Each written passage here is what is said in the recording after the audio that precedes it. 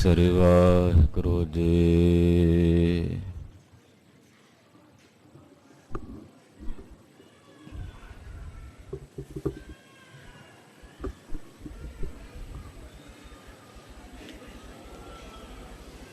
ਗੁਰੂ ਨਾਨਕ ਪਾਦ ਬੰਦਨ ਪਾਦ ਸਿਮਰੋ ਅੰਗਦ ਦੁਖ ਗੁਰ ਅਮਰਦਾਸ ਹਿਰਦੈ ਨਿਤ ਧਿਆਵੋ ਹਿਰਦੈ। ਸ਼੍ਰੀ ਗੁਰੂ ਰਾਮਦਾਸ ਗੁਣ ਗੁਰੂ ਅਰਜਨ ਬਿਘਨਨ ਕੇ ਬਿਘਨਨ ਕੇ ਹਰ ਗੋਬਿੰਦ ਸ਼ੁਭ ਮਤ ਸ਼੍ਰੀ ਹਰਿ ਰਾਏ ਨਾਮੋ ਕਰ ਜੋਰੀ। ਸ੍ਰੀ ਹਰਿ ਕ੍ਰਿਸ਼ਨ ਮਨਾਓ ਤੇਗ ਬਹਾਦਰ ਪਰਮ ਕਿਰਪਾਲਾ ਜੀ ਪਰਮ ਕਿਰਪਾਲਾ। ਸ਼੍ਰੀ ਗੁਰੂ ਗੋਬਿੰਦ ਸਿੰਘ ਵਿਸਾਲਾ ਤਰੋ ਤਰਾ ਪਰ ਪੁਨ ਪੁਨ ਸੀਸਾ ਜੀ ਪੁਨ ਪੁਨ ਸੀਸਾ। ਬੰਦਾ ਬਾਰੂ ਬਾਰ ਜਗਦੀਸਾ ਏਕੰਕਾਰ ਸਤਿਗੁਰੂ ਤੇ ਪ੍ਰਸਾਦ ਸਚ ਹੋਏ। ਵਾਹਿਗੁਰੂ ਜੀ ਕੀ ਫਤਿਹ ਹੈ ਬੇਗਨ ਬਿਨਾਸਨ ਸੋਏ। ਜਿਸ ਮਹਿ ਅਮਰਤ ਗਿਆਨ ਹੈ ਮਾਨਕ ਭਗਤ ਵੈਰਾਗ। ਗੁਰੂ ਗ੍ਰੰਥ ਸਾਹਿਬ ਉਦਦ ਬੰਦੋ ਕਰ ਅਨੁਰਾਗ। ਗੁਰੂ ਗ੍ਰੰਥ ਸਾਹਿਬ ਉਦਦ ਬੰਦੋ ਕਰ ਅਨੁਰਾਗ। ਸਤਿਨਾਮ ਸ੍ਰੀ ਵਾਹਿਗੁਰੂ ਸਾਹਿਬ ਜੀ। ਦੋਹਰਾ ਕੋਸ ਰੋਹਿਲਾ ਜਬਰਿਓ ਠਾਂਡੋ ਅਬਦੁਲ ਖਾਨ। ਕਰੀ ਸੰਭਾਰਨ ਸੈਨ ਕੀ ਸੈਨਾਪਤ ਬਲਵਾਨ। ਵਾਹਿਗੁਰੂ ਜੀ ਕਾ ਖਾਲਸਾ ਵਾਹਿਗੁਰੂ ਜੀ ਕੀ ਫਤਿਹ। ਪਤਿਤ ਪਾਵਨ ਭਗਤ ਵਛਲ ਕਿਰਪਾ ਨਿਧਾਨ ਅਨਾਥ ਨਾਥ ਜਗਤ ਗੁਰੂ ਸ਼੍ਰੀ ਗੁਰੂ ਗ੍ਰੰਥ ਸਾਹਿਬ ਜੀ ਮਹਾਰਾਜ ਜੀ ਦੀ ਪਵਿੱਤਰ ਹਜ਼ੂਰੀ 'ਚ ਜੁੜ ਬੈਠੀ ਗੁਰੂ ਕੀ ਸਾਜੀ ਔਰ ਨਵਾਜੀ ਹੋਈ ਗੁਰੂ ਸਵਰੂਪ ਗੁਰੂ ਖਾਲਸਾ ਸਾਧ ਸੰਗਤ ਜੀਓ, ਵੱਡਿਆਂ ਭਾਗਾਂ ਵਾਲੇ ਹੋ। ਆਦਿ ਗੁਰੂ ਪਹਿਲੇ ਪਾਤਸ਼ਾਹ ਧੰਨ ਧੰਨ ਸ਼੍ਰੀ ਗੁਰੂ ਨਾਨਕ ਦੇਵ ਸਾਹਿਬ ਜੀ ਮਹਾਰਾਜ ਜੀ ਦਾ ਪਵਿੱਤਰ ਪਾਵਨ ਪ੍ਰਕਾਸ਼ ਗੁਰਪੁਰਬ ਦਿਹਾੜਾ ਬਹੁਤ ਹੀ ਸ਼ਰਧਾ ਭਾਵਨਾ ਅਦਬ ਸਤਿਕਾਰ ਸਹਿਤ ਗੁਰੂ ਚਰਨਾਂ 'ਚ ਇਕੱਤਰ ਹੋ ਕੇ ਮਨਾ ਰਹੇ ਹੋ। ਦਇਆ ਨਿਧ ਅੰਤਰਯਾਮੀ ਧੰਨ ਗੁਰੂ ਨਾਨਕ ਦੇਵ ਸਾਹਿਬ ਜੀ ਜੀਵਾਂ ਦੇ ਭਲੇ ਨਿਮਿਤ ਆਪ ਨਾਰਾਇਣ ਕਲਾ ਧਾਰ ਜਗ ਮੈਂ ਪਰਵਰਿਓ। ਨਿਰੰਕਾਰ ਆਕਾਰ ਜੋਤ ਜਗ ਮੰਡਲ ਕਰਿਓ। ਆਪ ਨਿਰੰਕਾਰ ਅਕਾਲ ਪੁਰਖ ਵਾਹਿਗੁਰੂ ਪਰਮੇਸ਼ਰ ਜੀ ਗੁਰੂ ਨਾਨਕ ਰੂਪ ਹੋ ਕੇ ਸੰਸਾਰ ਦੇ ਵਿੱਚ ਆਏ। ਆਦ ਨਿਰੰਜਨ ਹੈ ਗੁਰੂ ਨਾਨਕ ਧਾਰਕ ਹੈ ਮੂਰਤ ਹੈ ਜਗ ਆਇਓ। ਜੋ ਆਦ ਨਿਰੰਜਨ ਅਕਾਲ ਪੁਰਖ ਵਾਹਿਗੁਰੂ ਪਰਮੇਸ਼ਰ ਜੀ ਹਨ, ਉਹੀ ਗੁਰੂ ਨਾਨਕ ਸਾਹਿਬ ਦੀ ਮੂਰਤ ਧਾਰ ਕੇ ਸੰਸਾਰ ਵਿੱਚ ਅਵਤਰਤ ਹੋਏ। ਅੱਜ ਦੇ ਦਿਨ ਸੰਮਤ ਬਿਕਰਮੀ 1526 ਨੂੰ ਰਾਏ ਭੋਏ ਦੀ ਤਲਵੰਡੀ ਵਿਖੇ ਜਗਤ ਪਿਤਾ ਧੰਨ ਗੁਰੂ ਨਾਨਕ ਦੇਵ ਸਾਹਿਬ ਜੀ ਮਹਾਰਾਜ ਜੀ ਨੇ ਅਵਤਾਰ ਧਾਰਨ ਕੀਤਾ। ਬੇਅੰਤ ਚੋਜ ਨਨਕਾਣਾ ਸਾਹਿਬ ਦੀ ਧਰਤੀ ਤੇ ਗੁਰਦੇਵ ਨੇ ਕੀਤੇ ਬਾਲਪਨੇ ਦੇ ਬੇਅੰਤ ਅਸਚਰਜ ਖੇਡਾਂ ਸਤਿਗੁਰੂ ਸੱਚੇ ਪਾਤਸ਼ਾਹ ਜੀ ਨੇ ਵਰਤਾਈਆਂ।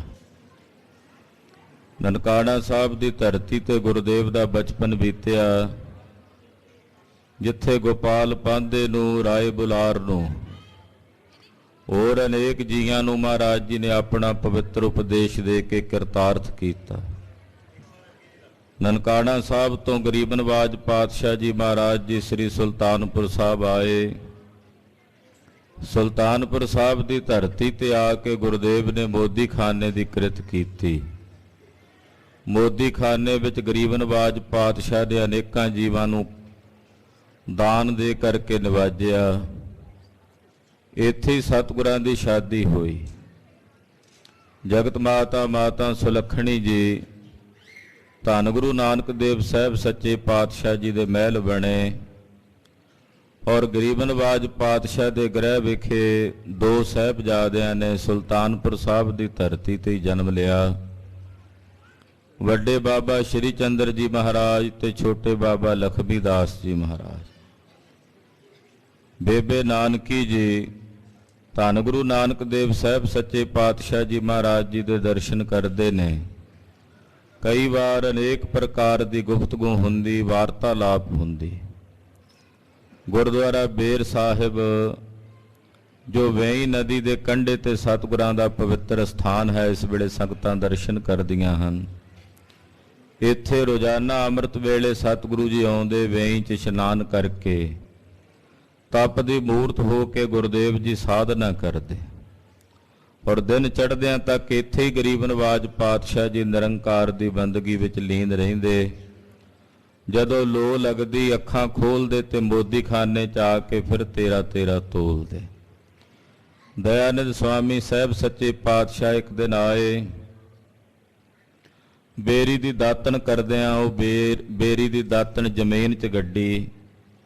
ਜੋ ਅੱਜ ਸੰਗਤਾਂ ਦਰਸ਼ਨ ਕਰਦੀਆਂ ਨੇ, ਉੱਥੇ ਬੇਰ ਬਣੀ ਹੋਈ, ਉਹਨੂੰ ਬੇਰ ਸਾਹਿਬ ਇਸੇ ਕਰਕੇ ਕਹਿੰਦੇ ਹਨ।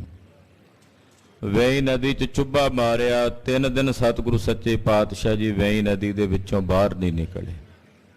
ਨਿਰੰਕਾਰ ਅਕਾਲ ਪੁਰਖ ਦੇ ਦੇਸ਼ ਜਾ ਕੇ ਅਕਾਲ ਪੁਰਖ ਜੀ ਦੀ ਹਜ਼ੂਰੀ 'ਚ ਸੱਚਖੰਡ ਜਾ ਕੇ ਦਰਸ਼ਨ ਕੀਤੇ, ਸੋਦਰ ਬਾਣੀ ਉਚਾਰਨ ਕੀਤੀ। ਅਕਾਲ ਪੁਰਖ ਜੀ ਪਾਸੋਂ ਮੂਲ ਮੰਤਰ ਦੀ ਦਾਤ ਲੈ ਕੇ ਵੇਈ ਨਦੀ ਦੇ ਕੰਢੇ ਹੀ ਸਤਿਗੁਰਾਂ ਦਾ ਸਥਾਨ ਹੈ, ਗੁਰਦੁਆਰਾ ਸੰਤ ਘਾਟ ਸਾਹਿਬ। ਉੱਥੇ 3 ਦਿਨਾਂ ਬਾਅਦ ਸਤਿਗੁਰੂ ਜੀ ਪ੍ਰਗਟ ਹੋਏ। ਨਿੰਦਕਾਂ ਨੇ ਬੜੀ ਨਿੰਦਾ ਕੀਤੀ। ਕਈਆਂ ਨੇ ਕਿਹਾ ਗੁਰੂ ਨਾਨਕ ਸਾਹਿਬ ਡੁੱਬ ਗਏ ਨੇ, ਪਰ ਧੰਨ ਬੇਬੇ ਨਾਨਕੀ ਜੀ ਜਿਨ੍ਹਾਂ ਆਖਿਆ ਜਿਹੜੇ ਦੁਨੀਆ ਨੂੰ ਤਾਰਨ ਆਏ ਨੂੰ ਆਪ ਕਦੇ ਨਹੀਂ ਡੁੱਬ ਸਕਦੇ।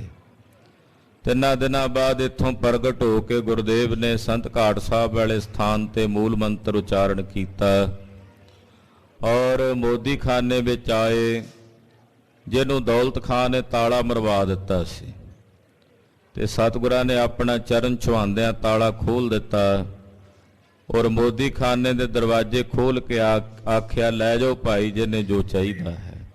ਸਾਰਾ ਮੋਦੀ ਖਾਨਾ ਸਤਿਗੁਰਾਂ ਲੁਟਾ ਦਿੱਤਾ। ਉਪਰੰਤ ਗਰੀਬ ਨਵਾਜ ਜੀ ਨਗਰ ਦੀਆਂ ਜਿਹੜੀਆਂ ਸ਼ਮਸ਼ਾਨ ਮੜੀਆਂ ਸਨ, ਸ਼ਮਸ਼ਾਨ ਭੂਮੀ ਸੀ, ਉੱਥੇ ਆਣ ਕੇ ਸਤਿਗੁਰੂ ਸੱਚੇ ਪਾਤਸ਼ਾਹ ਜੀ ਬੈਠ ਗਏ। ਬਚਨ ਕਿਹਾ ਨਾ ਕੋਈ ਹਿੰਦੂ ਨਾ ਮੁਸਲਮਾਨ। ਬੜੇ ਬੜੇ ਮੁਸਲਮਾਨ ਤੇ ਹਿੰਦੂ ਆ ਕੇ ਸਤਿਗੁਰਾਂ ਨਾਲ ਚਰਚਾ ਕਰਨ ਲੱਗੇ। ਗਰੀਬ ਨਵਾਜ ਸਾਹਿਬ ਜੀ ਨੇ ਆਖਿਆ ਜਦੋਂ ਪਰਮੇਸ਼ਰ ਨੇ ਮਨੁੱਖ ਬਣਾਏ ਹੈ ਤਾਂ ਅੱਗੇ ਮਨੁੱਖਾਂ ਨੇ ਵੱਖੋ ਵੱਖਰੇ ਮਜ਼ਹਬ ਬਣਾ ਲਏ ਨੇ ਔਰ ਆਪਸੀ ਵਿਵਾਦ ਕਰਦੇ, ਝਗੜਾ ਕਰਦੇ, ਅਸੀਂ ਉੱਤਮ, ਦੂਜੇ ਕਹਿੰਦੇ ਅਸੀਂ ਉੱਤਮ। ਕਾਜੀ ਮੌਲਵੀ ਕਹਿੰਦੇ ਜੇ ਤੁਹਾਡੀ ਦ੍ਰਿਸ਼ਟੀ 'ਚ ਫਰਕ ਨਹੀਂ ਹੈ ਮੁਸਲਮਾਨਾਂ ਹਿੰਦੂਆਂ ਪ੍ਰਤੀ, ਚਲੋ ਫਿਰ ਸਾਡੇ ਨਾਲ ਚੱਲ ਕੇ ਮਸੀਤ 'ਚ ਨਮਾਜ਼ ਪੜ੍ਹੋ। ਗਰੀਬ ਨਵਾਜ ਪਾਤਸ਼ਾਹ ਜੀ ਕਹਿੰਦੇ ਚਲੋ ਚੱਲੀਏ। ਮਸੀਤ ਵਿੱਚ ਆਏ, ਫਿਰ ਇੱਕਦਮ ਸਾਰੇ ਨਗਰ 'ਚ ਸ਼ੋਰ ਮਚਿਆ ਕਿ ਗੁਰੂ ਨਾਨਕ ਸਾਹਿਬ ਜੀ ਤਾਂ ਮਸੀਤ 'ਚ ਨਮਾਜ਼ ਪੜ੍ਹਨ ਜਾ ਰਹੇ ਨੇ, ਮੁਸਲਮਾਨ ਹੋ ਜਾਣਗੇ। नवाब दौलत खान आया, काजी आया। जिस वेले नमाज पढ़न लगे तो सतगुरु जी पिछले पासे खड़ गए। नमाज पढ़द्या पढ़द्या इन्होंने सीस झुका के सजदा की, पर सतगुरु जी खड़े रहे। काजी ने वेख्या कि कहन लगे जी तुसी साडे नाल नमाज नहीं पढ़ी। महाराज जी कहन लगे काजी साहब नमाज किहदे नाल पढ़दे, तुसी तां इत्थे सीगे ही नहीं। कहन लगा जी मैं तां इत्थे ही सां। महाराज कहंदे नमाजी मन होना चाहिए कि तन? कहंदे जी मन होना चाहिए। ते काजी साहब मन तां तुहाडा घर गया सी भी बछेरा होया घोड़ी दे, किते टोए च ना डिग जाए। मन तां तुहाडा उत्थे फिरदा सी। सुन के काजी एकदम हैरान हो गया भी इन्हां नूं मेरे मन की जानकारी किवें हो गई, पर झूठ नहीं बोलिया। कहन लगा जी बिल्कुल सही कहंदे, पर दौलत खान तां पढ़दा सी नमाज, ਇਹਦੇ ਨਾਲ पढ़ लेंदे। पातशाह कहन लगे ਇਹਦਾ मन तां काबल घोड़े खरीदण तेरे तो भी दूर गया होया सी। दौलत खान ने जदों महाराज जी दे बचन सुने सतगुरां दे चरनी ढह पिया, उपदेश दिता सच्ची नमाज दा कि अकाल पुरख वाहिगुरू परमेश्वर की हाज़री च मन चाहिदा है। मन करके परमेश्वर की बंदगी करनी है, मन करके अकाल पुरख वाहिगुरू परमेश्वर की इबादत करनी है, वो जरूरी है। जे कला तन करके कर रहे हो तो फिर वो विखावा है, पखंड है। ये कह के सतगुरु जी मसीत चों चल पे, घर आए, परिवार नूं दर्शन दिते, बेबे नानकी नूं दर्शन दिते। आख्या हुण असीं जा रहे हाँ, जो अकाल पुरख निरंकार ने साडी ड्यूटी लाई है वो निभाउणी है। सत्कारयोग माता सुलखणी जी कहन लगे आप जी दे दो साहिबजादे ने, परिवार है। कहन लगे जिस विधाते ने अकाल पुरख ने पैदा कीते है उही इन्हां दा रखियक है, इन्हां दा पालनहार है। भाई मरदाना जी नूं महाराज जी ने सद्दा भेजिया, भाई वाला जी भी आ गए। भाई मरदाने नूं महाराज जी ने रबाब लैण भेजिया भाई बाबक पासों, और कहंदे भाई फरंदे पासों रबाब लैके आए। आख्या मरदानिया रबाब वजा। कहन लगे महाराज मैं तां कदे रबाब वजाई नहीं। कहन लगे जदों साडी सगाई करके आया सी तैनूं असीं कीर्तन दी दात बख्शी सी, वो अज दे दिन लई बख्शी सी। रबाब छेड़ो, बाणी आई है। भाई मरदाना जी ने जदों रबाब वजाई, कहंदे सुल्तानपुर साहब दे नेड़े तेड़े दे जितने दरख्तां विचों भी रस चौण लग पिया। भाई मरदाने नूं नाल लै के, भाई बाला जी नूं नाल लै के सुल्तानपुर साहब तो ही सतगुरां ने अपने जीवन की पहली उदासी धारण की और अनेक जीवां दा पार उतारा करदिआं महाराज सच्चे पातशाह जी कुरुक्षेत्र जिथे सूरज ग्रहण का मेला लगा होया सी, ब्राह्मण पखंड कर रहे सन। सतगुरु सच्चे पातशाह जी ने जाके इन्हां दे पखंड का खंडन किया। कहंदे जी अज सूरज ग्रहण है, किसी सूरज अज चुल्हा नहीं तपाउणा, अज दान करो जिन्ना हो सकता है। इदा लोकां नूं गुमराह करके दान लेंदे। सतगुरु सच्चे पातशाह जी ने कुरुक्षेत्र जा करके चुल्हा भी तपाया। जदों ये सारे चर्चा करन आए, एक नानू नाम का पंडित भी आया, ਉਹਦੇ ਨਾਲ सतगुरां ने चर्चा की और इन्हां दे पखंड का खंडन करके इन्हां दे अंदर प्रपार ब्रह्म परमेश्वर की भगती की चिणग लगा के वाहिगुरू परमेश्वर की बंदगी करने का हुक्म किया। हरिद्वार आए, इत्थे भी कई पखंड करते सन।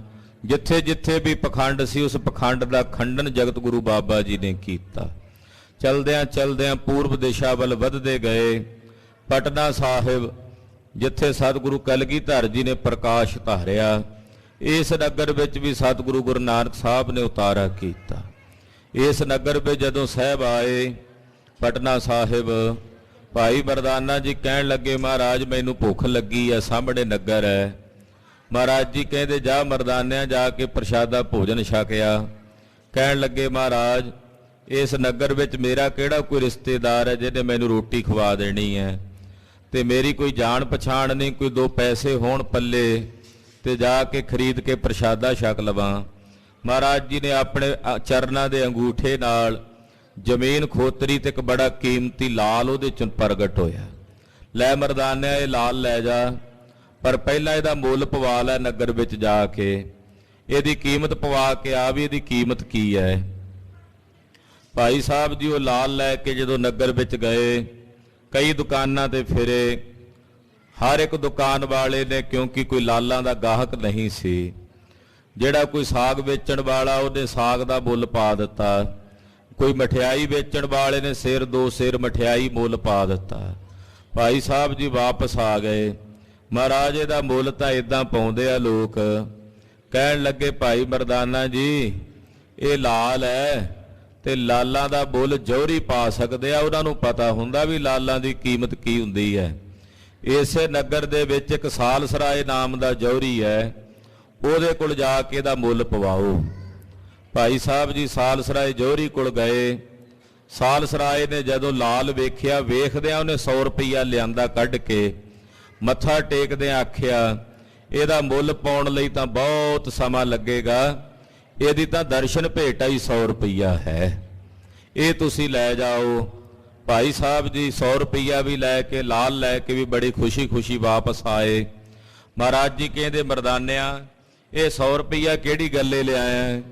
ਕਹਿਣ ਲੱਗਾ ਮਹਾਰਾਜ ਸੱਚੇ ਪਾਤਸ਼ਾਹ ਇਹ ਉਹਨੇ ਮੱਥਾ ਟੇਕਿਆ ਲੈ ਕੇ ਆਇਆ। ਮਹਾਰਾਜ ਜੀ ਕਹਿੰਦੇ ਜੇ ਆਪਾਂ ਲਾਲ ਵੇਚਣਾ ਹੀ ਨਹੀਂ ਹੈ ਤੇ ਫਿਰ ਇਹ 100 ਰੁਪਈਏ ਦਾ ਆਪਣਾ ਹੱਕ ਨਹੀਂ ਬਣਦਾ, ਜਾ ਵਾਪਸ ਕਰਿਆ। ਭਾਈ ਸਾਹਿਬ ਜੀ ਤੀਜੀ ਵਾਰ ਫਿਰ ਗਏ। ਸਾਲਸਰਾਏ ਨੂੰ ਆਖਿਆ ਜੀ ਇਹ 100 ਰੁਪਈਆ ਤੁਸੀਂ ਆਪਣਾ ਰੱਖ ਲਓ, ਅਸੀਂ ਇਹ ਲਾਲ ਨਹੀਂ ਵੇਚਣਾ। ਸਾਲਸਰਾਏ ਨੇ ਆਖਿਆ ਮਹਾਰਾਜ ਤੁਸੀਂ ਨਹੀਂ ਵੇਚਣਾ ਕੋਈ ਗੱਲ ਨਹੀਂ, ਪਰ ਇਹ 100 ਰੁਪਈਆ ਹੁਣ ਤੁਹਾਡਾ ਹੀ ਹੈ, ਤੁਸੀਂ ਲਾਲ ਨਾ ਵੇਚੋ, ਇਹ 100 ਰੁਪਈਆ ਲੈ ਜਾਓ। ਭਾਈ ਸਾਹਿਬ ਜੀ ਲੈ ਕੇ ਫਿਰ ਵਾਪਸ ਆ ਗਏ। ਮਹਾਰਾਜ ਜੀ ਕਹਿੰਦੇ ਮਰਦਾਨਿਆ ਇਹਦੇ ਤੇ ਆਪਣਾ ਹੱਕ ਨਹੀਂ, ਆਪਾਂ ਇਹ ਕਿਵੇਂ 100 ਰੁਪਈਆ ਰੱਖ ਲਈਏ, ਜਾ ਵਾਪਸ ਕਰਕੇ ਆ। ਭਾਈ ਸਾਹਿਬ ਚੌਥੀ ਵਾਰ ਫੇਰ ਗਏ। ਸਾਲਸਰਾਏ ਫਿਰ ਨਾ ਲਵੇ, ਪੰਜਵੀਂ ਵਾਰ ਫੇਰ ਗਏ। ਅਖੀਰ ਨੂੰ ਭਾਈ ਸਾਹਿਬ ਜੀ ਉਹ ਜਿਹੜਾ ਲਾਲ 100 ਰੁਪਈਆ ਸੀ ਉਹ ਉੱਥੇ ਹੀ ਸੁੱਟ ਆਏ ਸਾਲਸਰਾਏ ਦੇ ਵਿਹੜੇ 'ਚ ਵੀ ਇਹਨੂੰ ਭਾਵੇਂ ਸਾੜੋ ਫੂਕੋ ਮੇਰੀ ਜਾਨ ਛੱਡੋ, ਮੈਂ ਚੱਲਿਆ ਵਾਪਸ। ਭਾਈ ਸਾਹਿਬ ਜੀ ਨਿੰਮੋ ਝੋਣੇ ਜੇ ਹੋਏ, ਭੁੱਖ ਬੜੀ ਲੱਗੀ ਹੋਈ, ਇੱਕ 5 ਗੇੜੇ ਲਾਣੇ ਪੈ ਗਏ ਨਗਰ ਦੇ। ਵਾਪਸ ਮਹਾਰਾਜ ਜੀ ਕੋਲ ਆ ਗਏ। ਸਾਲਸਰਾਏ ਨੇ ਵੇਖਿਆ ਵੀ ਕੋਈ ਤਿਆਗੀ ਮਹਾਂਪੁਰਖ ਹੈ, 100 ਰੁਪਈਆ ਉਹਨਾਂ ਦਿਨਾਂ ਵਿੱਚ ਬੜੀ ਅਹਿਮੀਅਤ ਰੱਖਦਾ ਸੀ, ਵੀ ਮੈਂ ਜਬਰੀ ਦਿੰਦਾ ਫਿਰ ਵੀ ਨਹੀਂ ਲੈਂਦੇ, ਵੀ ਉਹਨਾਂ ਦੇ ਦਰਸ਼ਨ ਕਰਨੇ ਚਾਹੀਦੇ ਨੇ। ਆਪਣੇ ਨੌਕਰ ਨੂੰ ਕਿਹਾ ਭਾਈ ਜਾ ਛੇਤੀ ਨਾਲ ਕੁਝ ਮਠਿਆਈ ਲੈ ਜਾ, ਤੂੰ ਚੱਲ ਕੇ ਉਹਨਾਂ ਨੂੰ ਰੋਕ ਤੇ ਮੈਂ ਪਿੱਛੋਂ ਪ੍ਰਸ਼ਾਦਾ ਤਿਆਰ ਕਰਾ ਕੇ ਲਿਆਉਣਾ। ਆਪਣਾ ਨੌਕਰ ਪਹਿਲਾਂ ਭੇਜ ਦਿੱਤਾ ਸਤਿਗੁਰਾਂ ਕੋਲ, ਪਿੱਛੇ ਸਾਲਸਰਾਏ ਵੀ ਆ ਪਹੁੰਚਿਆ। ਮਹਾਰਾਜ ਜੀ ਦੇ ਦਰਸ਼ਨ ਕੀਤੇ। ਭਾਈ ਮਰਦਾਨੇ ਨੂੰ ਮਹਾਰਾਜ ਜੀ ਨੇ ਆਵਾਜ਼ ਮਾਰੀ, ਆ ਜਾ ਮਰਦਾਨਿਆ ਪ੍ਰਸ਼ਾਦਾ ਆ ਗਿਆ, ਛਕ ਲੈ। ਭਾਈ ਸਾਹਿਬ ਨੇ ਭੋਜਨ ਛਕਿਆ। ਉਸ ਵੇਲੇ ਸਾਲਸਰਾਏ ਜੌਹਰੀ ਨੂੰ ਮਹਾਰਾਜ ਜੀ ਨੇ ਵਡਿਆਈ ਦਿੱਤੀ, ਮੰਜੀ ਦਿੱਤੀ ਪ੍ਰਚਾਰਕ ਦੀ।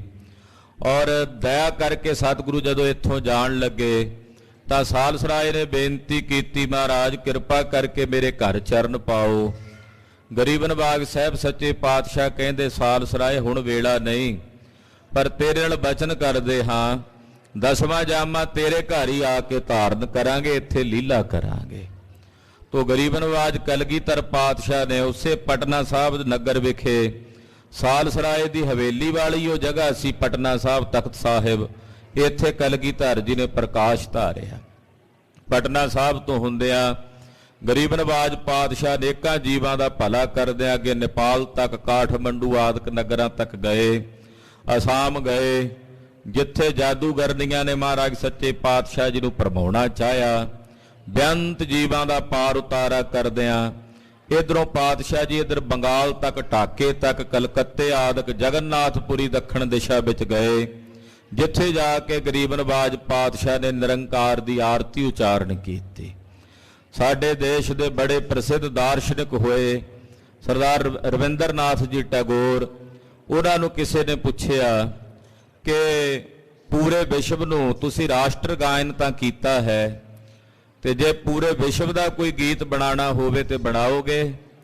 ਤਾਂ ਰਵਿੰਦਰਨਾਥ ਟੈਗੋਰ ਨੇ ਬੜਾ ਪਿਆਰਾ ਜਵਾਬ ਦਿੱਤਾ ਸੀ ਕਿ ਪੂਰੇ ਵਿਸ਼ਵ ਭਰ ਦਾ ਗੀਤ ਜਿਹੜਾ ਸਾਰੇ ਸੰਸਾਰ ਨੂੰ ਆਪਣੇ 'ਚ ਸਮੇਟਣ ਦੀ ਤਾਕਤ ਰੱਖਦਾ ਹੈ, ਉਹ ਗੀਤ ਜਗਤ ਗੁਰੂ ਗੁਰੂ ਨਾਨਕ ਸਾਹਿਬ ਨੇ ਗਾਵਿਆ ਹੈ। ਉਸ ਗੀਤ ਤੋਂ ਪਰੇ ਦੁਨੀਆ ਵਿੱਚ ਹੋਰ ਕੋਈ ਗੀਤ ਨਹੀਂ ਜਿਹੜਾ ਗਾਇਨ ਕਰਕੇ पूरे विश्व नूं उस गीत दे विच समोया जा सके। गगन में थाल रब चंद दीपक बने, तारका मंडल जनक मोती, धूप मलयान लो पवन चबरो करे, सगल बंदराए फुलंत ज्योति। ਇਹਦੇ ਤੋਂ ਪਰੇ ਕੋਈ ਹੋਰ ਬਾਣੀ ਨਹੀਂ ਹੋ ਸਕਦੀ ਜੋ ਜਗਤ ਗੁਰੂ ਗੁਰੂ ਨਾਨਕ ਸਾਹਿਬ ਜੀ ਨੇ ਰਚ ਦਿੱਤੀ ਹੈ। ਦਇਆਨੰਦ ਸਵਾਮੀ ਸਾਹਿਬ ਸੱਚੇ ਪਾਤਸ਼ਾਹ ਦੱਖਣ ਦਿਸ਼ਾ ਵਿੱਚ ਅਨੇਕਾਂ ਜੀਵਾਂ ਦਾ ਪਾਰ ਉਤਾਰਾ ਕੀਤਾ। ਫਿਰ ਪਹਾੜਾਂ ਦੇ ਵਿੱਚ ਜਾ ਕੇ ਗੁਰਦੇਵ ਨੇ ਅਨੇਕ ਜੀਵਾਂ ਦਾ ਪਾਰ ਉਤਾਰਾ ਕੀਤਾ। ਸੁਮੇਰ ਪਰਬਤ ਤਾਈਂ ਜਾ ਕੇ ਸਿੱਧਾਂ ਨਾਲ ਗੋਸ਼ਟੀ ਕਰਕੇ ਤਿਨਾਂ ਦਾ ਪਾਰ ਉਤਾਰਾ ਕੀਤਾ। ਉਹ ਸਿੱਧ ਜਿਹੜੇ ਹੰਕਾਰ ਦੇ ਵਿੱਚ ਮਸਤ ਹੋਏ ਫਿਰਦੇ ਸਨ, ਜਿਹੜੇ ਕਹਿੰਦੇ ਸਾਡੇ ਵਰਗਾ ਕੋਈ ਸਿੱਧ ਪੁਰਸ਼ ਨਹੀਂ ਹੈ, ਉਹਨਾਂ ਨਾਲ ਜਾ ਕੇ ਵਾਰਤਾਲਾਪ ਕੀਤੀ। ਇੱਕ ਵਾਰ ਨਹੀਂ ਕਈ ਵਾਰੀ ਸਿੱਧਾਂ ਨਾਲ ਮਹਾਰਾਜ ਜੀ ਦਾ ਮਿਲਾਪ ਹੋਇਆ। ਸਮੇਰ ਪਰਬਤ ਤੇ ਜਦੋਂ ਪਾਤਸ਼ਾਹ ਦਾ ਮਿਲਾਪ ਹੋਇਆ, ਕੱਲੇ ਕੱਲੇ ਸਿੱਧ ਨੇ ਗੁਰਦੇਵ ਨੂੰ ਬੜੇ ਬੜੇ ਡੂੰਘੇ ਆ ਕੇ ਸਵਾਲ ਯੋਗ ਦੇ ਸੰਬੰਧ ਚ ਕੀਤੇ, ਜੋ ਭਾਈ ਬਾਲੇ ਵਾਲੀ ਜਨਮ ਸਾਖੀ ਵਿੱਚ ਮਹਾਂਕਵੀ ਭਾਈ ਸੰਤੋਖ ਸਿੰਘ ਜੀ ਨੇ ਵਿਸਥਾਰ ਕਰਦਿਆਂ ਨਾਨਕ ਪ੍ਰਕਾਸ਼ ਵਿੱਚ ਉਹ ਸਵਾਲ ਜਵਾਬ ਲਿਖੇ ਨੇ। ਕੱਲੇ ਕੱਲੇ ਸਿੱਧ ਦੇ ਸਵਾਲ ਦਾ ਜਵਾਬ ਸਤਿਗੁਰੂ ਧੰਨ ਗੁਰੂ ਨਾਨਕ ਸਾਹਿਬ ਜੀ ਦਿੰਦੇ। ਔਰ ਫਿਰ ਜਦੋਂ ਪਾਤਸ਼ਾਹ ਜੀ ਨਾਨਕ ਮਤੇ ਗਏ ਹਨ, ਇੱਥੇ ਵੀ ਸਿੱਧਾਂ ਨਾਲ ਮੇਲ ਹੋਇਆ। ਗੁਰਦੁਆਰਾ ਰੀਠਾ ਸਾਹਿਬ ਵਿਖੇ ਸਿੱਧਾਂ ਨਾਲ ਮੇਲ ਹੋਇਆ। ਬਟਾਲੇ ਦੀ ਧਰਤੀ ਗੁਰਦੁਆਰਾ ਅਚਲ ਸਾਹਿਬ ਵਿਖੇ ਸਿੱਧਾਂ ਨਾਲ ਮੇਲ ਹੋਇਆ। ਅਖੀਰ ਨੂੰ ਸਿੱਧਾਂ ਨੂੰ ਕਹਿਣਾ ਪਿਆ, ਸਿੱਧ ਬੋਲਣ ਸ਼ੁਭ ਬਚਨ, ਧੰਨ ਨਾਨਕ ਤੇਰੀ ਵੱਡੀ ਕਮਾਈ। ਸਿੱਧ ਕਹਿੰਦੇ ਮਹਾਰਾਜ ਗੁਰੂ ਨਾਨਕ ਸਾਹਿਬ ਤੁਹਾਡੀ ਵਡਿਆਈ ਵੱਡੀ ਹੈ, ਤੁਹਾਡੀ ਵਡਿਆਈ ਵੱਡੀ ਹੈ, ਧੰਨ ਨਾਨਕ ਤੇਰੀ ਵੱਡੀ ਕਮਾਈ। ਮਹਾਰਾਜ ਤੁਹਾਡੀ ਵੱਡੀ ਕਮਾਈ ਹੈ ਜੇ ਸਾਰੇ ਸੰਸਾਰ ਦੇ ਜੀਵਾਂ ਦੇ ਭਲੇ ਵਾਸਤੇ ਆਪ ਜੀ ਨੇ ਕਮਰ ਕੱਸਾ ਕੀਤਾ ਹੋਇਆ। ਜੀਵਾਂ ਦੇ ਪਾਰ ਉਤਾਰਨੇ ਨਿਮਿਤ ਗੁਰਦੇਵ ਜੀ ਪੱਛਮ ਦਿਸ਼ਾ ਵੱਲ ਵਧੇ। ਅਫਗਾਨਿਸਤਾਨ ਕੰਧਾਰ ਕਾਬਲ ਤੋਂ ਹੁੰਦਿਆਂ ਮੱਕੇ ਤੱਕ ਮਦੀਨੇ ਤੱਕ ਜਾ ਕੇ ਗਰੀਬ ਨਵਾਜ ਸਾਹਿਬ ਜੀ ਨੇ ਜੀਵਾਂ ਦੀ ਕਲਿਆਣ ਕੀਤੀ। ਚਾਰ ਉਦਾਸੀਆਂ ਦੇ ਦੌਰਾਨ ਜਿੱਥੇ ਜਿੱਥੇ ਵੀ ਕੋਈ ਪਖੰਡ ਦਾ ਵਰਤਾਰਾ ਮਹਾਰਾਜ ਜੀ ਨੇ ਵੇਖਿਆ, ਉਸ ਪਖੰਡ ਦਾ ਖੰਡਨ ਜਗਤ ਗੁਰੂ ਬਾਬਾ ਜੀ ਨੇ ਕੀਤਾ। ਧੰਨ ਗੁਰੂ ਨਾਨਕ ਸਾਹਿਬ ਜੀ ਮਹਾਰਾਜ ਜੀ ਨੇ ਦੋ ਚੀਜ਼ਾਂ ਦਾ ਬਹੁਤ ਜ਼ਿਆਦਾ ਭਾਰੀ ਖੰਡਨ ਕੀਤਾ। ਇੱਕ ਪਖੰਡ ਹੈ, ਦੂਸਰਾ ਜ਼ੁਲਮ ਹੈ। ਜਿੱਥੇ ਪਖੰਡ ਹੋਇਆ ਉਸ ਪਖੰਡ ਦਾ ਖੰਡਨ ਕੀਤਾ। ਜੇ 100 ਸੁਹਾਗਣ ਬੈਠਾ ਪਖੰਡ ਕਰਦਾ ਸੀ, ਪੁੰਨਿਆਂ ਦੀ ਰਾਤ ਨੂੰ, ਪੂਰਨਮਾਸ਼ੀ ਦੀ ਰਾਤ ਨੂੰ ਮੇਲਾ ਲਾਉਂਦਾ ਆਪਣੇ ਕੋਲ, ਬੜੀ ਦੁਨੀਆ ਆਉਂਦੀ, ਲੋਕਾਂ ਨੂੰ ਕਹਿੰਦਾ ਮੈਨੂੰ ਰਾਤ ਨੂੰ 100 ਮਿਲਣ ਆਉਂਦਾ ਹੈ। ਔਰ ਕਰਦਾ ਕੀ ਸੀ, ਇਸਤਰੀਆਂ ਲਿਆ ਕਰਕੇ ਵਿਭਚਾਰ ਭੋਗਣੇ, ਪਰਦੇ ਵਿੱਚ ਅਨੇਕ ਪ੍ਰਕਾਰ ਦੇ ਮਾੜੇ ਭੈੜੇ ਕਰਮ ਕਰਨੇ। ਸਤਿਗੁਰੂ ਗੁਰੂ ਨਾਨਕ ਸਾਹਿਬ ਜਿਸ ਨਗਰ ਵਿੱਚ ਆਏ, ਵੇਖਿਆ ਬੜਾ ਵੱਡਾ ਮੇਲਾ ਹੈ। ਪੁੱਛਿਆ ਬਈ ਕੀ ਗੱਲ ਹੈ ਇੱਥੇ? ਕਹਿੰਦੇ ਜੀ ਸਾਡਾ 100 ਸੁਹਾਗਣ ਬਾਬਾ ਹੈ ਇੱਥੇ, ਉਹਨੂੰ ਅੱਜ ਦੀ ਰਾਤ 100 ਮਿਲਣ ਆਉਂਦਾ, ਪੁੰਨਿਆਂ ਦੀ ਰਾਤ ਨੂੰ, ਇਸ ਕਰਕੇ ਦੁਨੀਆ ਇਕੱਠੀ ਹੈ। ਸਤਿਗੁਰੂ ਜੀ ਕਹਿੰਦੇ ਚਲੋ ਭਾਈ ਮਰਦਾਨਾ ਜੀ ਮਿਲੀਏ, ਕਿਹੜਾ 100 ਸੁਹਾਗਣ ਹੈ? ਦਰਵਾਜ਼ੇ ਤੇ ਖਲੋਤੇ ਆਵਾਜ਼ ਮਾਰੀ 100 ਸੁਹਾਗਣ ਨੂੰ। ਅੱਗੇ ਚੇਲੇ ਚਾਰੜੇ ਕਹਿੰਦੇ ਜੀ ਅੱਜ ਨਹੀਂ ਮਿਲਦਾ। ਮਹਾਰਾਜ ਜੀ ਕਹਿੰਦੇ ਕਹੋ ਤਾਂ ਸਹੀ ਜਾ ਕੇ ਮਿਲਣ ਨੂੰ। ਪਰ ਇਹਨੇ ਜਵਾਬ ਦੇ ਦਿੱਤਾ, ਕਹਿੰਦਾ ਅੱਜ ਨਹੀਂ, ਅੱਜ ਤਾਂ ਮੇਰਾ 100 ਮਿਲਣ ਆਇਆ ਮੈਨੂੰ। ਮਲੇਸ਼ ਨੂੰ ਇਹ ਨਹੀਂ ਸੀ ਪਤਾ ਵੀ 100 ਤਾਂ ਗੁਰੂ ਨਾਨਕ ਸਾਹਿਬ ਦਰਵਾਜ਼ੇ ਤੇ ਖੜੇ ਐ, ਉਹਨਾਂ ਨੂੰ ਦਰਵਾਜ਼ੇ ਤੋਂ ਮੋੜੀ ਜਾਣਾ। ਪਾਤਸ਼ਾਹ ਕਹਿੰਦੇ ਚੱਲ ਮਰਦਾਨਿਆ, ਇੱਥੇ ਨਾ 100 ਹੈ ਤੇ ਨਾ ਸੁਹਾਗਣ ਹੈ। ਇਹ ਕਹਿੰਦਿਆਂ ਜਦੋਂ ਮੂੰਹ ਫੇਰਿਆ ਤੇ ਧਾੜ ਪੈ ਗਈ ਮੇਲਾ ਲੁੱਟਣ ਵਾਸਤੇ। ਲੁਟੇਰੇ ਆ ਗਏ। ਜਦੋਂ ਮੇਲਾ ਲੁੱਟਣ ਲੱਗੇ ਕਹਿੰਦੇ 100 ਸੁਹਾਗਣ ਦੇ ਕਮਰੇ 'ਚ ਚੱਲੀਏ। ਉੱਥੇ ਗਏ, ਦਰਵਾਜ਼ਾ ਭੰਨ ਕੇ ਅੱਗੇ ਵਿਭਚਾਰ ਭੋਗਦਾ ਵੇਖਿਆ। ਸਾਰੀਆਂ ਲੁਕਾਈ ਜਿੰਨੀ ਮੇਲੇ ਤੇ ਦੁਨੀਆ ਸੀ ਸਭ ਨੇ ਬੜੀ ਭੰਡੀ ਕੀਤੀ। ਜਿਹੜੇ 100 ਸੁਹਾਗਣ ਦੀ ਪੂਜਾ ਹੁੰਦੀ, ਲੋਕ ਉਹਨੂੰ ਲਾਹਨਤਾਂ ਪਾਉਣ ਲੱਗ ਪਏ। ਪਿੰਡ 'ਚ ਤਰਕਣ ਲੱਗ ਪਿਆ, ਕੋਈ ਖਾਣ ਨੂੰ ਰੋਟੀ ਤੱਕ ਨਾ ਦੇਵੇ। ਮੰਗਤਿਆਂ ਤੋਂ, ਭਿਖਾਰੀਆਂ ਤੋਂ ਮਾੜੀ ਭੈੜੀ ਦਸ਼ਾ ਹੋ ਗਈ। ਸਤਿਗੁਰੂ ਗੁਰੂ ਨਾਨਕ ਸਾਹਿਬ ਜੀ ਕੁਝ ਸਮੇਂ ਬਾਅਦ ਵਾਪਸ ਆਏ। ਉਸ ਦਿਨ ਵੀ ਪੂਰਨਮਾਸ਼ੀ ਦਾ ਹੀ ਦਿਨ ਸੀ। ਮਹਾਰਾਜ ਜੀ ਕਹਿੰਦੇ ਅੱਜ ਕੋਈ ਇੱਥੇ ਮੇਲਾ ਨਹੀਂ ਦਿਸਦਾ। ਇੱਕ ਮਾਈ ਕਹਿਣ ਲੱਗੀ ਜੀ ਮੇਲਾ ਕਾਹਦਾ, ਇੱਥੇ ਪਖੰਡੀ ਸੀ ਉਹ 100 ਸੁਹਾਗਣ, ਉਹਦਾ ਪਖੰਡ ਉਗੜ ਆਇਆ। ਪਾਤਸ਼ਾਹ ਜੀ ਬਾਹਰ ਆਏ, ਇੱਕ ਕੋਹੜੀ ਸੀ ਸਰੀਰ ਤੇ ਕੁਸ਼ਟ ਪਿਆ ਹੋਇਆ। ਗੁਰੂ ਬਾਬੇ ਦੀ ਦ੍ਰਿਸ਼ਟੀ ਦੇ ਨਾਲ ਕੋਹੜੀ ਦਾ ਕੋਹ ਠੀਕ ਹੋ ਗਿਆ। ਮਹਾਰਾਜ ਜੀ ਨੂੰ ਕਹਿਣ ਲੱਗਾ ਪਾਤਸ਼ਾਹ ਮੇਰੇ ਲਈ ਇੱਕ ਸੇਵਾ ਦੱਸੋ। ਕਹਿੰਦੇ ਪਿੰਡ 'ਚ ਜਾ, ਫਿਰ ਜਿਹੜਾ ਕੋਈ ਪੁੱਛੇ ਵੀ ਕਿਹਨੇ ਠੀਕ ਕੀਤਾ, ਆਖੀ 100 ਸੁਹਾਗਣ ਨੇ ਠੀਕ ਕੀਤਾ। ਕਹਿੰਦੇ ਜਦੋਂ ਨਗਰ 'ਚ ਫਿਰਿਆ, ਜਿਹੜਾ ਕੋਈ ਪੁੱਛੇ ਵੀ ਤੂੰ ਰਾਜੀ ਕਿਵੇਂ ਹੋ ਗਿਆ? ਕਹਿੰਦਾ 100 ਸੁਹਾਗਣ ਨੇ ਰਾਜੀ ਕੀਤਾ। ਸਾਰੇ ਨਗਰ ਵਿੱਚ 100 ਸੁਹਾਗਣ ਦੀ ਫਿਰ ਜੈ ਜੈਕਾਰ ਹੋਣ ਲੱਗ ਪਈ। ਉਧਰ 100 ਸੁਹਾਗਣ ਵੇਖੇ ਵੀ ਮੈਂ ਤਾਂ ਇਹਨੂੰ ਜਾਣਦਾ ਤੱਕ ਨਹੀਂ ਕੋੜੀ ਨੂੰ। ਉਹਨੂੰ ਬੁਲਾ ਕੇ ਪੁੱਛਿਆ ਵੀ ਤੂੰ ਸੱਚੋ ਸੱਚ ਦੱਸ ਵੀ ਤੈਨੂੰ ਰਾਜੀ ਕਿਹਨੇ ਕੀਤਾ? 100 ਸੁਹਾਗਣ ਤਾਂ ਮੈਂ ਆ। ਉਹ ਕਹਿੰਦੇ ਮਲੇਛਾ, ਜਿਨ੍ਹਾਂ ਨੂੰ ਦਰਵਾਜ਼ੇ ਤੋਂ ਮੋੜਿਆ ਸੀ ਉਹਨਾਂ ਮੈਨੂੰ ਰਾਜੀ ਕੀਤਾ। ਜਾ ਉਹਨਾਂ ਦੀ ਸ਼ਰਨ 'ਚ ਜਾ। 100 ਸੁਹਾਗਣ ਮਹਾਰਾਜ ਜੀ ਦੇ ਚਰਨਾਂ 'ਚ ਆਇਆ। ਗੁਰਦੇਵ ਨੇ ਸ਼ਬਦ ਉਚਾਰਨ ਕੀਤਾ, ਕਾਇਆ ਰੰਗਣ ਜੇਥੀਆ ਪਿਆਰੇ ਪਾਈਆ ਨਾਉ ਮਜੀਠ। ਗਰੀਬ ਨਵਾਜ ਪਾਤਸ਼ਾਹ ਜੀ ਦੇ ਇਹੋ ਤਨ ਮਾਇਆ ਪਾਹਿਆ ਪਿਆਰੇ, ਲੀਤੜਾ ਲੱਭ ਰੰਗਾਏ। ਮੇਰਾ ਕੰਤ ਨਾ ਭਾਵੈ ਚੋਲੜਾ ਪਿਆਰੇ, ਕਿਉਂ ਤਨ ਸੇਜਾ ਜਾਏ। ਇਹ ਉਪਦੇਸ਼ ਦੇ ਕੇ 100 ਸੁਹਾਗਣ ਦਾ ਪਾਰ ਉਤਾਰਾ ਕੀਤਾ। ਆਖਿਆ ਹੁਣ ਧਰਮ ਦਾ ਪ੍ਰਚਾਰ ਕਰੀ, ਪਖੰਡ ਨਾ ਕਰੀ। ਦਇਆਨੰਦ ਸਵਾਮੀ ਜੀ ਜਿੱਥੇ ਜਿੱਥੇ ਪਖੰਡ ਸੀ, ਉਸ ਪਖੰਡ ਦਾ ਜੇ ਸੱਜਣ ਠੱਗ ਪਖੰਡ ਕਰਦਾ ਸੀ ਤਾਂ ਉਹਦਾ ਪਖੰਡ ਪਾਤਸ਼ਾਹ ਨੇ ਉਘੇੜ ਕੇ ਸਾਹਮਣੇ ਲਿਆਂਦਾ। ਆਖਿਆ ਨਾਲੇ ਸੱਜਣ ਤੇ ਨਾਲੇ ਠੱਗ ਦੋਵੇਂ ਕੰਮ ਨਹੀਂ ਸੋਭਦੇ, ਜਾਂ ਠੱਗ ਬਣ ਜਾ ਜਾਂ ਸੱਜਣ ਹੋ ਜਾ। ਕਹਿਣ ਲੱਗਾ ਸਾਹਿਬ ਮੈਨੂੰ ਸੱਜਣ ਬਣਾ ਲਓ। ਦਇਆਨੰਦ ਸਵਾਮੀ ਨੇ ਉਪਦੇਸ਼ ਦਿੱਤਾ, ਉਜਲ ਕਹਿਹਾਂ ਚਿਲਕਣਾ ਕੋਟ ਮਕਾਲੜੀ ਮਸ, ਤੋਤਿਆਂ ਝੂਠ ਨਾ ਉਤਰੈ ਜੇ ਸੋ ਧੋਵਣ ਤਿਸ। ਇਹ ਉਪਦੇਸ਼ ਦੇ ਕੇ ਸੱਜਣ ਦਾ ਪਾਰ ਉਤਾਰਾ ਕੀਤਾ। ਜੇ ਕਿਤੇ ਜ਼ੁਲਮ ਹੋ ਰਿਹਾ ਸੀ, ਏਮਨਾਬਾਦ ਨਗਰ ਵਿੱਚ ਜ਼ੁਲਮ ਹੋਇਆ। ਬਾਬਰ ਨੇ ਜਦੋਂ ਹਮਲਾ ਕੀਤਾ, ਇਹੋ ਜੀ ਕਤਲੋਗਾਰਤ ਹੋਈ ਏਮਨਾਬਾਦ ਨਗਰ ਵਿੱਚ, ਸੁਹਾਗਣਾਂ ਦੇ ਸੁਹਾਗ ਸਿਰਾਂ ਤੇ ਨਾ ਰਹੇ। ਇਸਤਰੀਆਂ ਸਿਰ ਵਿੱਚ ਮਿੱਟੀ ਪਾ ਕੇ ਬਾਹਰ ਗਲੀਆਂ ਦੇ ਵਿੱਚ ਰੁਲ ਰਹੀਆਂ ਸਨ, ਜਿਨ੍ਹਾਂ ਦੇ ਕੇਸਾਂ ਤੋਂ ਧੂ ਧੂ ਕੇ ਬਾਬਰ ਦੀਆਂ ਫੌਜਾਂ ਉਹਨਾਂ ਦੀ ਬੇਪੱਤੀ ਕਰ ਰਹੀਆਂ ਸਨ। ਜਦੋਂ ਉਸ ਤੇ ਜ਼ੁਲਮ ਹੁੰਦਾ ਵੇਖਿਆ ਤਾਂ ਜਾ ਕੇ ਜਗਤ ਗੁਰੂ ਪਾਤਸ਼ਾਹ ਨੇ ਬਾਬਰ ਨੂੰ ਜਾ ਕੇ ਹੁਕਮ ਕੀਤਾ, ਬਾਬਰ ਤੂੰ ਬਾਬਰ ਨਹੀਂ ਜਾਬਰ ਹੈ, ਇਹ ਜ਼ੁਲਮ ਕਰ ਰਿਹਾ ਹੈ। ਉੱਥੇ ਬਾਣੀ ਉਚਾਰਨ ਕੀਤੀ, ਜੈਸੀ ਮੈਂ ਆਵੈ ਖਸਮ ਕੀ ਬਾਣੀ, ਤੈਸੜਾ ਕਰੀ ਗਿਆਨ ਵੇ ਲਾਲੋ। ਇਹ ਬਚਨ ਉਚਾਰਨ ਕੀਤੇ, ਪਾਪ ਕੀ ਜੰਜ ਲੈ ਕਾਬਲੋਂ ਧਾਇਆ, ਜੋਰੀ ਮੰਗਾ ਦਾਨ ਵੇ ਲਾਲੋ। ਇੱਥੇ ਹੀ ਬਚਨ ਉਚਾਰੇ, ਸ਼ਰਮ ਧਰਮ ਦੋਏ ਛੱਪ ਖਲੋਏ, ਕੂੜ ਫਿਰੈ ਪ੍ਰਧਾਨ ਵੇ ਲਾਲੋ। ਕਾਜੀਆਂ ਬਾਹਮਣਾ ਕੀ ਗੱਲ ਥੱਕੀ, ਅਗਦ ਪੜ੍ਹੈ ਸ਼ੈਤਾਨ ਵੇ ਲਾਲੋ। ਇਹ ਬਚਨ ਉਚਾਰਨ ਕੀਤੇ, ਜਿਨ ਸਿਰ ਸੋਹਨ ਪੱਟੀਆਂ ਮੰਗੀ ਪਾਏ ਸੰਧੂਰ। ਇਹ ਗਰੀਬ ਨਵਾਜ ਪਾਤਸ਼ਾਹ ਨੇ ਬਚਨ ਉਚਾਰਨ ਕਰਕੇ ਬਾਬਰ ਨੂੰ ਸਦ ਬੁੱਧੀ ਤੇ ਸਮੱਤ ਪ੍ਰਦਾਨ ਕੀਤੀ ਕਿ ਬਾਬਰ ਜੇ ਤੂੰ ਬਾਦਸ਼ਾਹ ਬਣਨਾ ਤੇ ਫਿਰ ਨਿਆਏ ਕਰੀ, ਬੇਇਨਸਾਫੀ ਨਾ ਕਰੀ। ਜਿੱਥੇ ਜ਼ੁਲਮ ਹੁੰਦਾ ਵੇਖਿਆ, ਗਰੀਬ ਨਵਾਜ ਸਾਹਿਬ ਜੀ ਨੇ ਉਸ ਜ਼ੁਲਮ ਦਾ ਵੀ ਖੰਡਨ ਕੀਤਾ।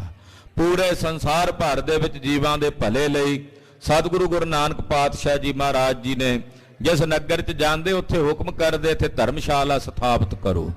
ਸਵੇਰੇ ਸ਼ਾਮ ਕਥਾ ਕੀਰਤਨ ਦਾ ਪ੍ਰਵਾਹ ਚਲਾਉਣਾ ਹੈ, ਆਏ ਗਏ ਵਿਆਗਤ ਨੂੰ ਭੋਜਨ ਛਕਾਉਣਾ ਹੈ, ਲੰਗਰ ਚਲਾਉਣੇ ਹਨ। ਇਹ ਹੁਕਮ ਸਤਿਗੁਰੂ ਗੁਰੂ ਨਾਨਕ ਸਾਹਿਬ ਜੀ ਕਰਦੇ। ਯਾਤਰਾ ਦੇ ਦੌਰਾਨ ਹੀ ਗੁਰਦੇਵ ਇੱਕ ਐਸੇ ਦੇਸ਼ ਵਿੱਚ ਗਏ ਜਿਸ ਦੇਸ਼ ਦਾ ਨਾਮ ਸੀ ਮੁਨਾਫਿਕ ਦੇਸ਼। ਇਹ ਜਿਹੜਾ ਮੁਨਾਫਿਕ ਦੇਸ਼ ਸੀ ਗੁਰੂ ਖਾਲਸਾ ਜੀ, ਇਸ ਦੇਸ਼ ਦੇ ਵਿੱਚ ਲੋਕਾਂ ਨੂੰ ਰੱਬ ਦਾ ਨਹੀਂ ਸੀ ਪਤਾ, ਨਾਸਤਿਕ ਦੇਸ਼ ਸੀ। ਇੱਥੋਂ ਦਾ ਜਿਹੜਾ ਰਾਜਾ ਸੀ ਦੇਸ਼ ਦਾ, ਉਹਨੂੰ ਹੀ ਲੋਕ ਰੱਬ ਮੰਨਦੇ ਸੀ, ਹੋਰ ਕਿਸੇ ਸ਼ਕਤੀ ਨੂੰ, ਹੋਰ ਕਿਸੇ ਰੱਬ ਨੂੰ ਇਹ ਨਹੀਂ ਸਨ ਜਾਣਦੇ। ਜਦੋਂ ਕਿਤੇ ਲੋੜ ਪੈਂਦੀ ਮੀਂਹ ਆਦਿਕ ਦੀ, ਰਾਜੇ ਨੂੰ ਜਾ ਕੇ ਕਹਿੰਦੇ, ਰਾਜਾ ਕੋਈ ਮੰਤਰ ਜੰਤਰ ਸਿੱਖਿਆ ਹੋਇਆ ਸੀ, ਉਹਨੇ ਉਹ ਮੰਤਰ ਜੰਤਰ ਪੜ੍ਹਨੇ ਤੇ ਮੀਂਹ ਪੈ ਜਾਣਾ। ਇਹਨਾਂ ਕਹਿਣਾ ਇਹ ਰਾਜਾ ਹੀ ਸਾਡਾ ਰੱਬ ਹੈ। ਸਤਿਗੁਰੂ ਜੀ ਜਦੋਂ ਇਸ ਨਗਰ ਵਿੱਚ ਗਏ, ਖੇਤ 'ਚ ਉਤਾਰਾ ਕੀਤਾ ਗਰੀਬ ਨਵਾਜ ਜੀ ਨੇ, ਮੀਂਹ ਪੈਣੋਂ ਬੰਦ ਹੋ ਗਿਆ, ਔੜ ਲੱਗ ਗਈ, ਸੋਕਾ ਪੈ ਗਿਆ ਫਸਲ ਨੂੰ। ਰਾਜੇ ਕੋਲ ਲੋਕ ਜਾਇਆ ਕਰਨ, ਰਾਜਾ ਬਥੇਰੇ ਮੰਤਰ ਜੰਤਰ ਪੜ੍ਹੇ ਪਰ ਮੀਂਹ ਨਾ ਪਵੇ। ਲੋਕ ਬੜੇ ਪਰੇਸ਼ਾਨ ਹੋਏ। ਇੱਕ ਜ਼ਿਮੀਂਦਾਰ ਖੇਤ ਵਿੱਚ ਆ ਕੇ ਰੋਣ ਲੱਗ ਪਿਆ। ਸਤਿਗੁਰੂ ਜੀ ਵੀ ਲਾਗੇ ਬੈਠੇ ਸਨ। ਉਹਨੂੰ ਬੁਲਾ ਕੇ ਗਰੀਬ ਨਵਾਜ ਸਾਹਿਬ ਕਹਿੰਦੇ, ਭਾਈ ਕੀ ਗੱਲ ਹੈ? ਕਹਿੰਦਾ ਜੀ ਫਸਲ ਸੁੱਕ ਰਹੀ ਹੈ, ਜੇ ਫਸਲ ਸੁੱਕ ਗਈ ਕਾਲ ਪੈ ਜਾਏਗਾ, ਘਰ 'ਚ ਅੰਨ ਨਹੀਂ ਆਏਗਾ, ਬੱਚੇ ਭੁੱਖੇ ਮਰਨਗੇ। ਅਸੀਂ ਤਾਂ ਕੇਵਲ ਇਸੇ ਫਸਲ ਦੇ ਉੱਤੇ ਹੀ ਨਿਰਭਰ ਹਾਂ। ਮਹਾਰਾਜ ਜੀ ਕਹਿੰਦੇ, ਅੱਗੇ ਮੀਂਹ ਕਿਵੇਂ ਪੈਂਦਾ ਜਦੋਂ ਤੁਸੀਂ ਔੜ ਲੱਗੇ? ਕਹਿੰਦੇ ਸਾਡਾ ਰਾਜਾ ਮੰਤਰ ਪੜ੍ਹਦਾ ਹੈ ਤੇ ਮੀਂਹ ਪੈਂਦਾ। ਹੁਣ ਤਾਂ ਉਹਦੇ ਮੰਤਰ ਜੰਤਰ ਵੀ ਕੰਮ ਨਹੀਂ ਕਰਦੇ। ਮਹਾਰਾਜ ਜੀ ਕਹਿਣ ਲੱਗੇ, ਬਈ ਸੱਜਣਾ, ਮੀਂਹ ਦਾ ਕਰਤਾਰ ਪਾਉਂਦਾ ਹੈ, ਕਰਤਾਰ ਪਾਉਂਦਾ ਮੀਂਹ। ਕਹਿੰਦਾ ਜੀ ਪਤਾ ਹੀ ਨਹੀਂ ਸੀ ਰੱਬ ਦਾ ਕਰਤਾਰ ਦਾ। ਕਹਿੰਦਾ ਜੀ ਕਿਹੜੇ ਪਿੰਡ ਰਹਿੰਦਾ, ਦੱਸੋ ਅਸੀਂ ਕਰਤਾਰ ਨੂੰ ਮਿਲ ਆਉਂਦੇ ਆ। ਮਹਾਰਾਜ ਜੀ ਕਹਿੰਦੇ ਉਹ ਕਰਤਾਰ ਸਰਬ ਥਾਂ ਹੀ ਰਹਿੰਦਾ, ਹਰ ਜਗ੍ਹਾ ਤੇ ਵਸਦਾ, ਉਹ ਕੋਈ ਸਾਡੇ ਵਾਂਗੂ ਸਰੀਰਾਂ ਵਾਲਾ ਨਹੀਂ ਹੈ, ਸਰਬ ਸ਼ਕਤੀਮਾਨ ਸਮਰੱਥ ਦੇਵ ਹੈ, ਤੁਹਾਡੇ ਅੰਦਰ ਸਾਰਿਆਂ ਦੇ ਵਿੱਚ ਉਹਦਾ ਨਿਵਾਸ ਹੈ। ਇਦਾਂ ਕਰੋ, ਕੜਾਹ ਪ੍ਰਸ਼ਾਦ ਦੀ ਦੇਗ ਤਿਆਰ ਕਰੋ। ਦੇਗ ਤਿਆਰ ਕਰਕੇ ਸਾਰੇ ਨਗਰ ਵਾਲੇ ਆਖੋ, ਹੇ ਕਰਤਾਰ ਮੀਂਹ ਪਾ। ਜਦੋਂ ਤੁਸੀਂ ਸਾਰੇ ਅਰਦਾਸ ਕਰੋਗੇ ਕਰਤਾਰ ਮੀਂਹ ਪਾ, ਤਾਂ ਉਹ ਫਿਰ ਉਹ ਕਰਤਾਰ ਮੀਂਹ ਪਾਵੇਗਾ। ਕਹਿਣ ਲੱਗਾ ਜੀ ਇਦਾਂ ਵੀ ਹੋ ਸਕਦਾ ਮਹਾਰਾਜ? ਕਹਿੰਦੇ ਕਰਕੇ ਵੇਖੋ। ਕਹਿੰਦੇ ਜਦੋਂ ਗਏ, ਕੜਾਹ ਪ੍ਰਸ਼ਾਦ ਦੀ ਦੇਗ ਤਿਆਰ ਕੀਤੀ, ਪਿੰਡ ਵਾਲੇ ਸਾਰੇ ਇਕੱਠੇ ਕਰ ਲਏ ਤੇ ਅਰਦਾਸ ਕੀਤੀ ਕਰਤਾਰ ਮੀਂਹ ਪਾ। ਉਸੇ ਵੇਲੇ ਕਹਿੰਦੇ ਆਕਾਸ਼ ਵਿੱਚੋਂ ਬੱਦਲ ਵਰਸਣ ਲੱਗ ਪਿਆ। ਸਤਿਗੁਰੂ ਗੁਰੂ ਨਾਨਕ ਸਾਹਿਬ ਕੋਲ ਆ ਗਏ ਸਾਰੇ ਨਗਰ ਵਾਲੇ। ਵੇਖੋ ਕਿਵੇਂ ਪਾਤਸ਼ਾਹ ਨੇ ਜੋੜਿਆ ਇਹਨਾਂ ਨੂੰ, ਜਿਨ੍ਹਾਂ ਨੂੰ ਪਤਾ ਹੀ ਨਹੀਂ ਸੀ ਪਰਮੇਸ਼ਰ ਦਾ, ਉਹਨਾਂ ਅੰਦਰ ਵੀ ਪਰਮੇਸ਼ਰ ਦੀ ਭਗਤੀ ਦੀ ਚਿਣਗ ਲਾ ਦਿੱਤੀ। ਆ ਗਏ ਸਤਿਗੁਰਾਂ ਦੇ ਚਰਨਾਂ 'ਚ, ਮਹਾਰਾਜ ਜੀ ਦੇ ਕੋਲ ਆ ਕੇ ਬਚਨ ਬਿਲਾਸ ਕਰਨ ਲੱਗੇ। ਗੁਰਦੇਵ ਨੇ ਹੁਕਮ ਕੀਤਾ ਧਰਮਸ਼ਾਲਾ ਬਣਾਓ ਨਗਰ ਵਿੱਚ, ਸਵੇਰੇ ਸ਼ਾਮ ਉਸੇ ਕਰਤਾਰ ਦਾ ਕੀਰਤਨ ਕਰਨਾ, ਕਥਾ ਕਰਨੀ ਹੈ, ਲੰਗਰ ਚਲਾਉਣੇ ਹਨ। ਜਦੋਂ ਕਿਸੇ ਨੂੰ ਕੋਈ ਦਿੱਕਤ ਹੋਵੇ, ਸਮੱਸਿਆ ਹੋਵੇ, ਦੁੱਖ ਸੁੱਖ ਹੋਵੇ, ਤਾਂ ਕਰਤਾਰ ਅੱਗੇ ਅਰਦਾਸ ਕਰਨੀ, ਕਿਸੇ ਰਾਜੇ ਰਾਣੇ ਅੱਗੇ ਨਹੀਂ। ਸਾਰੇ ਨਗਰ ਨਿਵਾਸੀਆਂ ਦੇ ਅੰਦਰ ਪਰਮੇਸ਼ਰ ਦੀ ਭਗਤੀ ਦੀ ਚਿਣਗ ਲਾ ਕੇ, ਜਿਨ੍ਹਾਂ ਨੂੰ ਰੱਬ ਦਾ ਹੀ ਨਹੀਂ ਸੀ ਪਤਾ, ਕਰਤਾਰ ਦਾ ਹੀ ਨਹੀਂ ਸੀ ਪਤਾ, ਉਹਨਾਂ ਦੇ ਅੰਦਰ ਪਰਮੇਸ਼ਰ ਦੇ ਗਿਆਨ ਦੀ ਜਾਗ ਲਾ ਕੇ ਉਹਨਾਂ ਨੂੰ ਬ੍ਰਹਮ ਗਿਆਨੀ ਬਣਾ ਦਿੱਤਾ। ਐਸੇ ਦਇਆਨੰਦ ਸਤਿਗੁਰੂ ਗੁਰੂ ਨਾਨਕ ਪਾਤਸ਼ਾਹ, ਜਿਨ੍ਹਾਂ ਤੋਂ ਵੱਡਾ ਕੋਈ ਨਹੀਂ ਹੈ। ਪੰਜਵੇਂ ਪਾਤਸ਼ਾਹ ਗੁਰੂ ਅਰਜਨ ਦੇਵ ਸਾਹਿਬ ਕਹਿੰਦੇ ਐ, 1 2 3 4 ਤੋਂ ਵੱਡੇ ਨਹੀਂ, ਸਭ ਤੇ ਵੱਡਾ ਸਤਿਗੁਰੂ ਨਾਨਕ ਜਿਨ ਕਲ ਰਾਖੀ ਮੇਰੀ। ਸਭ ਤੋਂ ਵੱਡੇ ਨੇ, ਜਿਨ੍ਹਾਂ ਤੋਂ ਵੱਡਾ ਕੋਈ ਨਹੀਂ। ਐਸੇ ਜਗਤ ਗੁਰੂ ਸ੍ਰੀ ਗੁਰੂ ਨਾਨਕ ਦੇਵ ਸਾਹਿਬ ਸੱਚੇ ਪਾਤਸ਼ਾਹ, ਜਾਹਰ ਪੀਰ ਜਗਤ ਗੁਰ ਬਾਬਾ। ਜੋ ਪੀਰ ਵੀ ਨੇ, ਮੁਸਲਮਾਨ ਪੀਰ ਜਾਣ ਕੇ ਸਜਦਾ ਕਰਦੇ ਹਨ। ਜਾਹਰ ਪੀਰ ਪ੍ਰਤੱਖ ਪੀਰ ਨੇ, ਹਾਜ਼ਰ ਨਾਜ਼ਰ ਪੀਰ ਨੇ, ਔਰ ਸਾਰੇ ਜਗਤ ਦੇ ਗੁਰੂ ਵੀ ਨੇ, ਔਰ ਬਾਬਾ ਕਹੀਏ ਪੂਜਨੀਕ ਨੇ ਸਾਰੇ ਸੰਸਾਰ ਦੇ। ਸਾਰਿਆਂ ਤੋਂ ਵੱਡੇ ਬਾਬੇ ਦਾ, ਬਾਬਾ ਦਾ ਮਤਲਬ ਹੁੰਦਾ ਜਿਹੜੇ ਵੱਡੇ ਨੇ ਸਾਰਿਆਂ ਤੋਂ, ਸਾਰੇ ਜਗਤ ਦੇ ਵੱਡੇ ਵੀ ਨੇ। ਐਸੇ ਸਤਿਗੁਰੂ ਗੁਰੂ ਨਾਨਕ ਸਾਹਿਬ ਜੀ ਦਾ ਪਾਵਨ ਪ੍ਰਕਾਸ਼ ਗੁਰਪੁਰਬ ਦਿਹਾੜਾ, ਗੁਰੂ 9ਵੇਂ ਪਾਤਸ਼ਾਹ ਧੰਨ ਗੁਰੂ ਤੇਗ ਬਹਾਦਰ ਸਾਹਿਬ ਦੇ ਪਵਿੱਤਰ ਸਥਾਨ ਗੁਰਦੁਆਰਾ ਸ਼੍ਰੀ ਦੂਖ ਨਿਵਾਰਨ ਸਾਹਿਬ ਵਿਖੇ ਧੰਨ ਗੁਰੂ ਗ੍ਰੰਥ ਸਾਹਿਬ ਜੀ ਦੀ ਪਵਿੱਤਰ ਹਜ਼ੂਰੀ ਵਿੱਚ ਆਪ ਜੀ ਬੜੀ ਸ਼ਰਧਾ ਨਾਲ, ਭਾਵਨਾ ਨਾਲ, ਸਤਿਕਾਰ ਨਾਲ ਮਨਾਉਣਾ ਕਰ ਰਹੇ ਹੋ। ਸਮੁੱਚੀਆਂ ਗੁਰੂ ਕੀਆਂ ਸਾਜੀਆਂ ਨਵਾਜੀਆਂ ਸੰਗਤਾਂ ਨੂੰ ਜਗਤ ਗੁਰੂ ਸ਼੍ਰੀ ਗੁਰੂ ਨਾਨਕ ਦੇਵ ਸਾਹਿਬ ਜੀ ਦੇ ਪਵਿੱਤਰ ਪ੍ਰਕਾਸ਼ ਗੁਰਪੁਰਬ ਦਿਹਾੜੇ ਦੀਆਂ ਲੱਖ ਲੱਖ ਵਧਾਈਆਂ ਹੋਵਣ। ਸਤਿ ਸ੍ਰੀ ਅਕਾਲ। ਅਰਦਾਸ ਕਰੀਏ ਸਤਿਗੁਰੂ ਗੁਰੂ ਨਾਨਕ ਸਾਹਿਬ ਜੀ ਦੀ ਅੰਮ੍ਰਿਤ ਬਾਣੀ ਸਾਡੇ ਜੀਵਨ ਦਾ ਆਧਾਰ ਬਣੇ। ਸਤਿਗੁਰੂ ਗੁਰੂ ਨਾਨਕ ਸਾਹਿਬ ਦੀ ਅੰਮ੍ਰਿਤ ਬਾਣੀ ਦੀਆਂ ਰਮਜਾਂ ਸਾਨੂੰ ਸਮਝ ਪੈਣ। ਉਹ ਤਾਂ ਹੀ ਸਮਝ ਪੈ ਸਕਦੀਆਂ ਜੇ ਗੁਰੂ ਅੱਗੇ ਬੇਨਤੀ ਕਰਕੇ ਗੁਰਬਾਣੀ ਪੜ੍ਹੀਏ। ਅਸੀਂ ਸਤਿਗੁਰਾਂ ਦੀ ਅੰਮ੍ਰਿਤ ਬਾਣੀ ਨੂੰ ਪੜ੍ਹਨਾ ਸੁਣਨਾ ਤਿਆਗਦੇ ਜਾ ਰਹੇ। ਵਿਰਲੇ ਵਿਰਲੇ ਟਾਵੇਂ ਟਾਵੇਂ ਗੁਰਸਿੱਖ ਨੇ ਜਿਹੜੇ ਸਤਿਗੁਰਾਂ ਦੀ ਅੰਮ੍ਰਿਤ ਬਾਣੀ ਦਾ ਪਾਠ ਕਰਦੇ, ਅਭਿਆਸ ਕਰਦੇ। ਅਸਾਂ ਕਿੰਨੇ ਹਜ਼ਾਰਾਂ ਲੱਖਾਂ ਦੀ ਗਿਣਤੀ ਵਿੱਚ ਪੂਰੇ ਵਿਸ਼ਵ ਭਰ ਦੇ ਵਿੱਚ ਸੰਗਤਾਂ ਗੁਰੂ ਸਾਹਿਬ ਦਾ ਪੁਰਬ ਮਨਾ ਰਹੀਆਂ ਨੇ। ਵੇਖੀਏ ਤਾਂ ਸਹੀ ਵਿਚਾਰ ਕਰਕੇ ਕਿ ਉਹਨਾਂ ਵਿੱਚੋਂ ਕਿੰਨੀਆਂ ਕੁ ਸੰਗਤਾਂ ਨੇ ਜਿਹੜੀਆਂ ਰੋਜ਼ ਗੁਰੂ ਨਾਨਕ ਸਾਹਿਬ ਦੀ ਬਾਣੀ ਜਪਜੀ ਸਾਹਿਬ ਦਾ ਪਾਠ ਕਰਦੇ ਨੇ। ਆਪਾਂ ਹੀ ਇੱਥੇ ਵੇਖ ਲਈਏ ਕਿੰਨੇ ਆਏ ਹਾਂ ਮਹਾਰਾਜ ਜੀ ਦੇ ਚਰਨਾਂ 'ਚ। ਵੇਖੀਏ ਆਪਣੇ ਅੰਦਰ ਝਾਤੀ ਮਾਰ ਕੇ ਕਿ ਅੱਜ ਕਿਹਨੇ ਕਿਹਨੇ ਸਤਿਗੁਰਾਂ ਦੀ ਅੰਮ੍ਰਿਤ ਬਾਣੀ ਜਪਜੀ ਸਾਹਿਬ ਦਾ ਪਾਠ ਕੀਤਾ ਹੈ। ਮਨਾ ਅਸੀਂ ਗੁਰਪੁਰਬ ਰਹੇ ਹਾਂ, ਲੰਗਰ ਬਣਾਏ, ਵਰਤਾਏ, ਲਾਲਾ ਲਾਲਾ ਕੀਤੀ ਸੜਕਾਂ ਦੇ ਉੱਤੇ, ਤੇ ਅਸੀਂ ਗੁਰਪੁਰਬ ਮਨਾ ਕੇ ਕਿਹਾ ਜੀ ਅਸੀਂ ਪੁਰਬ ਬਣਾ ਲਿਆ। ਪੁਰਬ ਨਾ ਮਨਾਇਆ ਜਿਨ੍ਹਾਂ ਗੁਰੂ ਨਾਨਕ ਸਾਹਿਬ ਦੀ ਬਾਣੀ ਪੜ੍ਹੀ, ਜਿਨ੍ਹਾਂ ਗੁਰੂ ਨਾਨਕ ਸਾਹਿਬ ਦੀ ਬਾਣੀ ਨੂੰ ਸੁਣਿਆ। ਜੇ ਨਹੀਂ ਪੜ੍ਹ ਸਕਦੇ, ਸੁਣਨ ਨੂੰ ਤਾਂ ਕੰਨ ਦਿੱਤੇ ਆ ਪਰਮੇਸ਼ਰ ਨੇ, ਤੋ ਭਾਈ ਸੁਣਨੇ ਦਾ ਵੀ ਓਨਾ ਵੱਡਾ ਮਹਾਤਮ। ਕਈ ਕਹਿੰਦੇ ਸਾਨੂੰ ਪੜ੍ਹਨੀ ਨਹੀਂ ਆਉਂਦੀ ਬਾਣੀ। ਜੇ ਭਾਈ ਗੁਰੂ ਕੇ ਸਿੱਖਾਂ ਦੇ ਘਰ ਜੰਮ ਕੇ ਵੀ ਸਾਨੂੰ ਗੁਰਬਾਣੀ ਨਾ ਪੜ੍ਹਨੀ ਆਵੇ, ਤੇ ਫਿਰ ਸਾਡੇ ਤੇ ਤਰਕਾਰ ਨਹੀਂ ਗਈ ਕਿ ਗੁਰਸਿੱਖਾਂ ਦੇ ਘਰ ਜੰਮ ਕੇ ਸਾਨੂੰ ਜਪਜੀ ਸਾਹਿਬ ਵੀ ਪੜ੍ਹਨਾ ਨਾ ਆਵੇ। ਗੁਰੂ ਖਾਲਸਾ ਜੀ, ਗੁਰੂ ਪਾਤਸ਼ਾਹ ਜੀ ਦੀ ਬਾਣੀ ਪੜਾਂਗੇ, ਜਪਜੀ ਸਾਹਿਬ ਨਾਲ ਜੁੜਾਂਗੇ, ਤਦੇ ਗੁਰੂ ਬਾਬੇ ਦੀਆਂ ਖੁਸ਼ੀਆਂ ਦੇ ਪਾਤਰ ਬਣਾਂਗੇ। ਸਤਿਗੁਰਾਂ ਨੇ ਬਾਣੀ ਨਾਲ ਹੀ ਸੱਜਣ ਠੱਗ ਦਾ ਉਧਾਰ ਕੀਤਾ ਹੈ। ਬਾਣੀ ਨਾਲ ਹੀ ਕੌਡੇ ਰਾਖਸ਼ ਦਾ ਪਾਰ ਉਤਾਰਿਆ ਕੀਤਾ ਹੈ। ਆਪਣੀ ਬਾਣੀ ਦੇ ਨਾਲ ਹੀ ਮਹਾਰਾਜ ਜੀ ਨੇ 100 ਸੁਹਾਗਣ ਨੂੰ ਤਾਰਿਆ ਹੈ। ਆਪਣੀ ਅੰਮ੍ਰਿਤ ਬਾਣੀ ਦੇ ਨਾਲ ਹੀ ਗੁਰਦੇਵ ਜੀ ਨੇ ਭੂਮੀਏ ਚੋਰ ਵਰਗਿਆਂ ਦਾ ਪਾਰ ਉਤਾਰਾ ਕੀਤਾ ਹੈ। ਆਪਣੀ ਅੰਮ੍ਰਿਤ ਬਾਣੀ ਦੇ ਨਾਲ ਹੀ ਤਪਦਿਆਂ ਬਲਦਿਆਂ ਹਿਰਦਿਆਂ ਨੂੰ ਠੰਡਾ ਠਾਰ ਕੀਤਾ ਹੈ।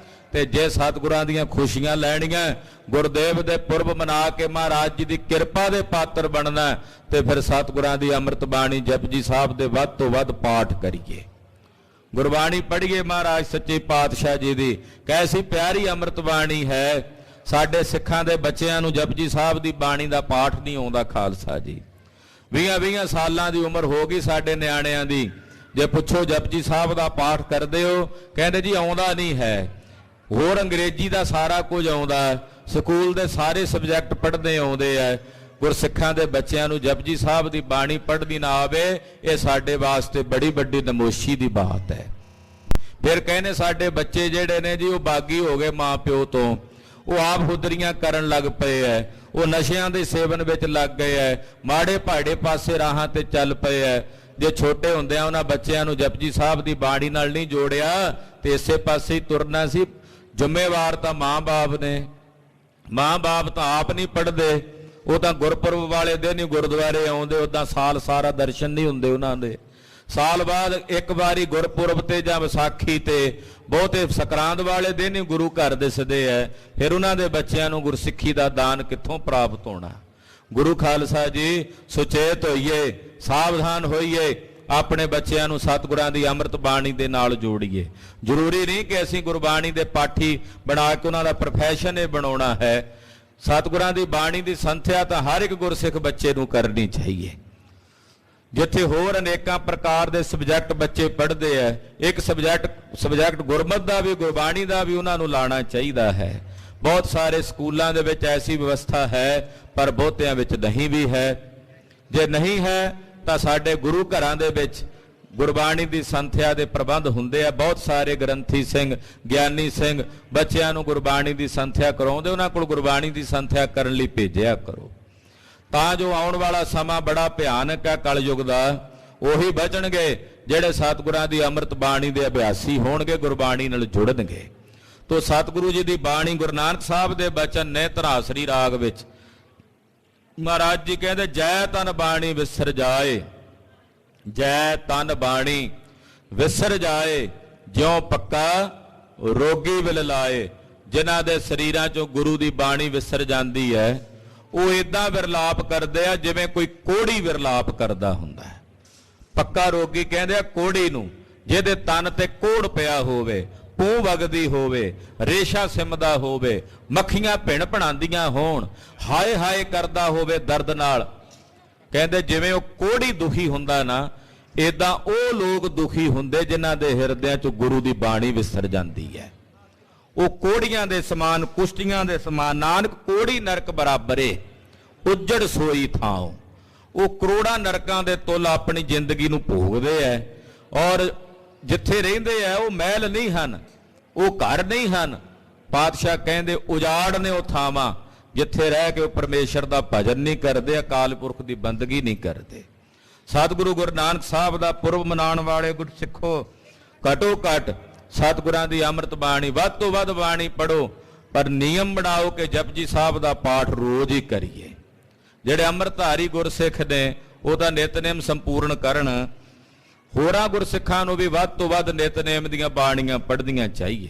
ਸੁਖਮਣੀ ਸਾਹਿਬ ਦੀ ਬਾਣੀ ਪੜੋ, ਆਸਾ ਜੀ ਦੀ ਵਾਰ ਦੀ ਬਾਣੀ ਦਾ ਜਾਪ ਕਰੋ, ਸੁਣੋ। ਜੇ ਨਹੀਂ ਇੰਨਾ ਕੁਝ, ਘਟੋ ਘੱਟ ਜਪਜੀ ਸਾਹਿਬ ਦੀ ਆਦਤ ਤਾਂ ਬਣਾਓ ਵੀ ਜਪਜੀ ਸਾਹਿਬ ਦੇ ਕੀਤੇ ਬਿਨਾਂ ਭੋਜਨ ਵੀ ਨਾ ਛਕੀਏ। ਤੋ ਜਪਜੀ ਸਾਹਿਬ ਦੀ ਬਾਣੀ ਤੋਂ ਬਿਨਾਂ ਜਿਹਦਾ ਕੋਈ ਜੀਵਨ ਮਨੁੱਖ ਦਾ, ਸਿੱਖ ਦਾ ਜੀਵਨ ਇਉਂ ਹੈ, ਮਹਾਰਾਜ ਜੀ ਕਹਿੰਦੇ ਜਿਵੇਂ ਚਾਵਲ ਦੇ ਦਾਣੇ ਤੋਂ ਬਿਨਾਂ ਛਿਲਕਾ ਕਿਸੇ ਕੰਮ ਦਾ ਨਹੀਂ ਹੈ। ਤੇ ਜਿਹੜਾ ਜਪਜੀ ਤੇ ਜਾਪ ਤੋਂ ਬਿਨਾਂ ਪ੍ਰਸ਼ਾਦਾ ਵੀ ਜੇਵਦਾ, ਮਹਾਰਾਜ ਜੀ ਨੇ ਉਹਨੂੰ ਵੀ ਕਿਹਾ ਵੀ ਕੀੜਾ ਹੈ ਵਿਸ਼ਟਾ ਦਾ, ਉਹ ਰਹਿਤਨਾਮਿਆਂ 'ਚ।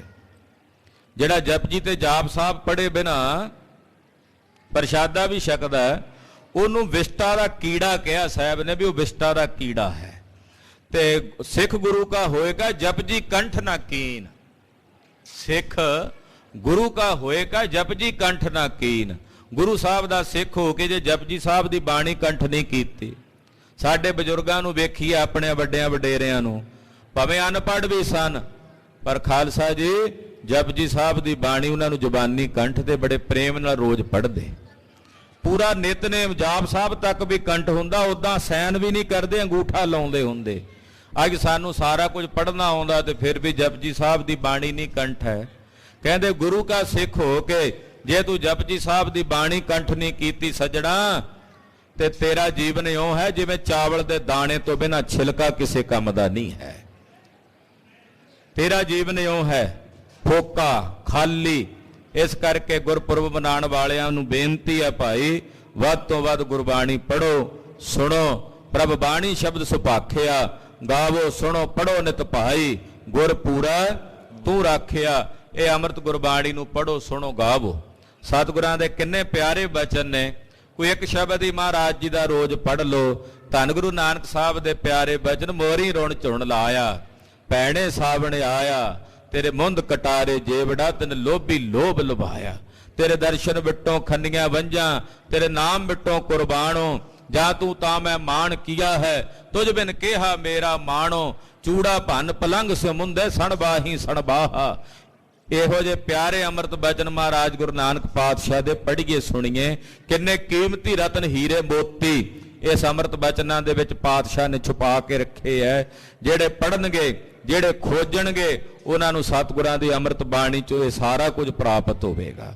ਸਤਿਗੁਰਾਂ ਦੀ ਅੰਮ੍ਰਿਤ ਬਾਣੀ ਵਿੱਚ ਵਿਰਾਗ ਰੂਪੀ ਰਤਨ ਹੈ, ਸਾਖਸ਼ਾਤਕਾਰ ਰੂਪੀ ਜਵਾਹਰਾਤ ਨੇ, ਬ੍ਰਹਮ ਗਿਆਨ ਰੂਪੀ ਕੀਮਤੀ ਹੀਰੇ ਨੇ, ਨਾਮ ਰੂਪੀ ਕੀਮਤੀ ਹੀਰਾ ਹੈ। ਜਿਹੜੇ ਸਤਿਗੁਰਾਂ ਦੀ ਅੰਮ੍ਰਿਤ ਬਾਣੀ ਨੂੰ ਪੜ੍ਹਨਗੇ, ਸੁਣਨਗੇ, ਉਹ ਇਹਨਾਂ ਹੀਰਿਆਂ ਮੋਤੀਆਂ ਦੇ ਵਪਾਰੀ ਬਣਨਗੇ।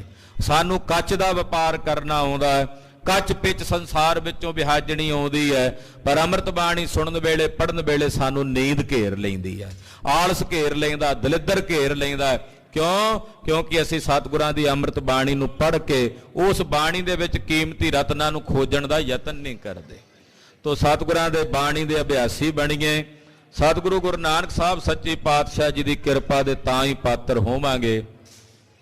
ਧੰਨ ਗੁਰੂ ਨਾਨਕ ਦੇਵ ਸਾਹਿਬ ਸੱਚੇ ਪਾਤਸ਼ਾਹ, ਜਿਨ੍ਹਾਂ ਦਾ ਨਾਂ ਲਿਆ ਗੁਰੂ ਖਾਲਸਾ ਜੀ ਰਸਨਾ ਪਵਿੱਤਰ ਹੋ ਜਾਂਦੀ ਹੈ। ਜਿਨ੍ਹਾਂ ਦਾ ਨਾਂ ਲਿਆ ਜੀਵ ਨਰਕਾਂ 'ਚ ਨਹੀਂ ਜਾਂਦਾ। ਨਾਨਕ ਜਿਹੜਾ ਧੰਨ ਗੁਰੂ ਨਾਨਕ ਸਾਹਿਬ ਦਾ ਨਾਂ ਲੈਂਦਾ ਨਾ, ਉਹ ਨਰਕ ਨਹੀਂ ਜਾਂਦਾ। ਉਹ ਨਰਕ ਜਾਂਦੇ ਨੂੰ ਵੀ ਸਤਿਗੁਰੂ ਜੀ ਬਾਹ ਫੜ ਕੇ ਰੱਖ ਲੈਂਦੇ ਆ, ਨਰਕ ਵਿੱਚੋਂ ਵੀ ਖਿੱਚ ਲੈਂਦੇ ਆ ਮਹਾਰਾਜ ਉਹਨੂੰ, ਜਿਹੜਾ ਮਹਾਰਾਜ ਗੁਰੂ ਨਾਨਕ ਸਾਹਿਬ ਦਾ ਨਾਂ ਲੈਂਦਾ ਹੈ। ਧੰਨ ਗੁਰੂ ਨਾਨਕ ਸਾਹਿਬ ਦਾ ਨਾਂ ਆਪਣੀ ਰਸਨਾ ਨਾਲ ਲੈਂਦਾ।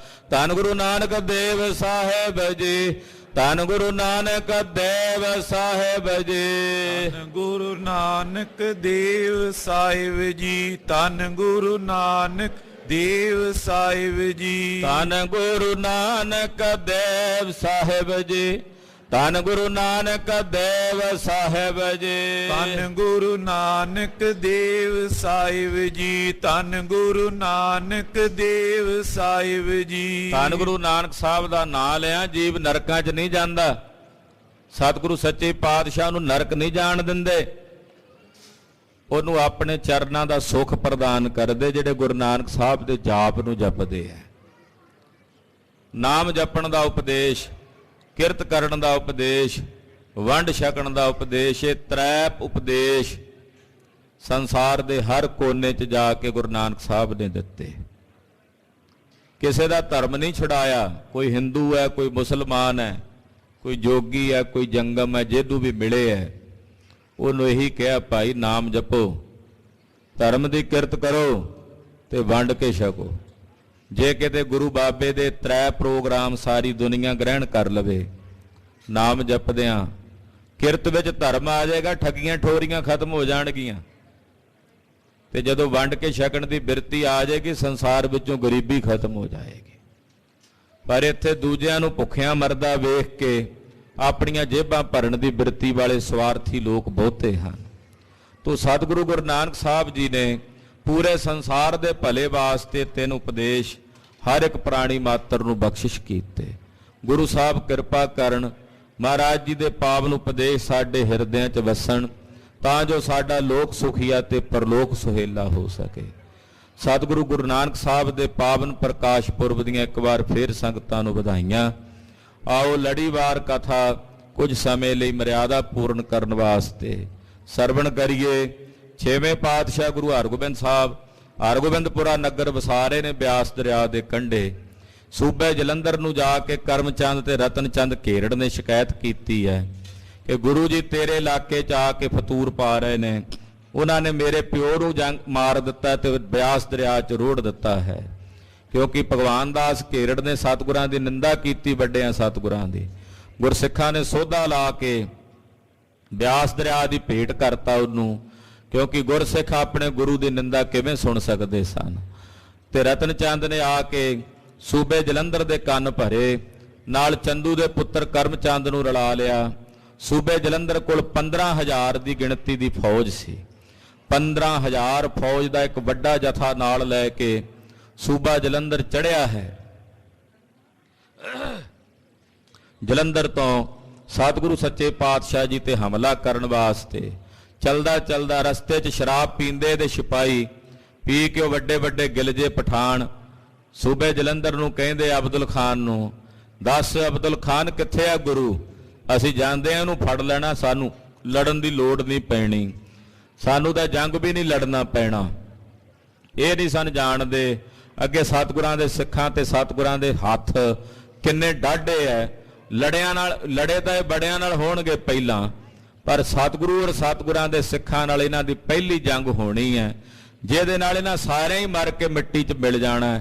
ਕਹਿੰਦੇ 15,000 ਫੌਜ ਜਿਹੜੀ ਘੋੜਿਆਂ ਤੇ ਚੜ੍ਹ ਕੇ ਜਾ ਰਹੀ ਹੈ, ਇਦਾਂ ਜਾਪਦਾ ਮੁਰਦੇ ਹੀ ਜਾ ਰਹੇ ਨੇ। ਉੱਥੇ ਜਾ ਕੇ ਬਸ ਡਿੱਗਣਾ ਹੀ ਸੀ ਇਹਨਾਂ ਨੇ, ਜੰਗ ਦੇ ਮੈਦਾਨ 'ਚ ਧਰਤੀ 'ਚ ਗਰਕ ਹੀ ਹੋਣਾ ਸੀ। ਇਹ ਚਲਦੇ ਚਲਦੇ ਜਿੱਥੇ ਪਾਤਸ਼ਾਹ ਰੋਹਿਲਾ ਨਗਰ, ਜਿਹਨੂੰ ਅੱਜ ਕੱਲ੍ਹ ਹਰਗੋਬਿੰਦਪੁਰਾ ਕਹਿੰਦੇ ਹਨ, ਇੱਥੇ ਪਹੁੰਚ ਗਏ ਨੇ। ਆਓ ਮਨ ਬਿਰਤੀਆਂ ਇਕਾਗਰ ਕਰਕੇ ਧੰਨ ਗੁਰੂ ਹਰਗੋਬਿੰਦ ਸਾਹਿਬ ਛੇਵੇਂ ਪਾਤਸ਼ਾਹ ਜੀ ਦਾ ਪਵਿੱਤਰ ਇਤਿਹਾਸ ਸਰਵਣ ਕਰੀਏ।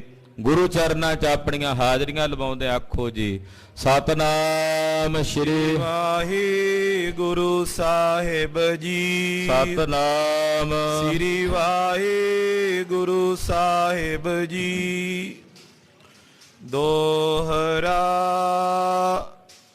ਕੋਸ ਰੋਹਿਲਾ ਜਬ ਰਿਓ ਠਾਂਡੋ ਅਬਦੁਲ ਖਾਨ।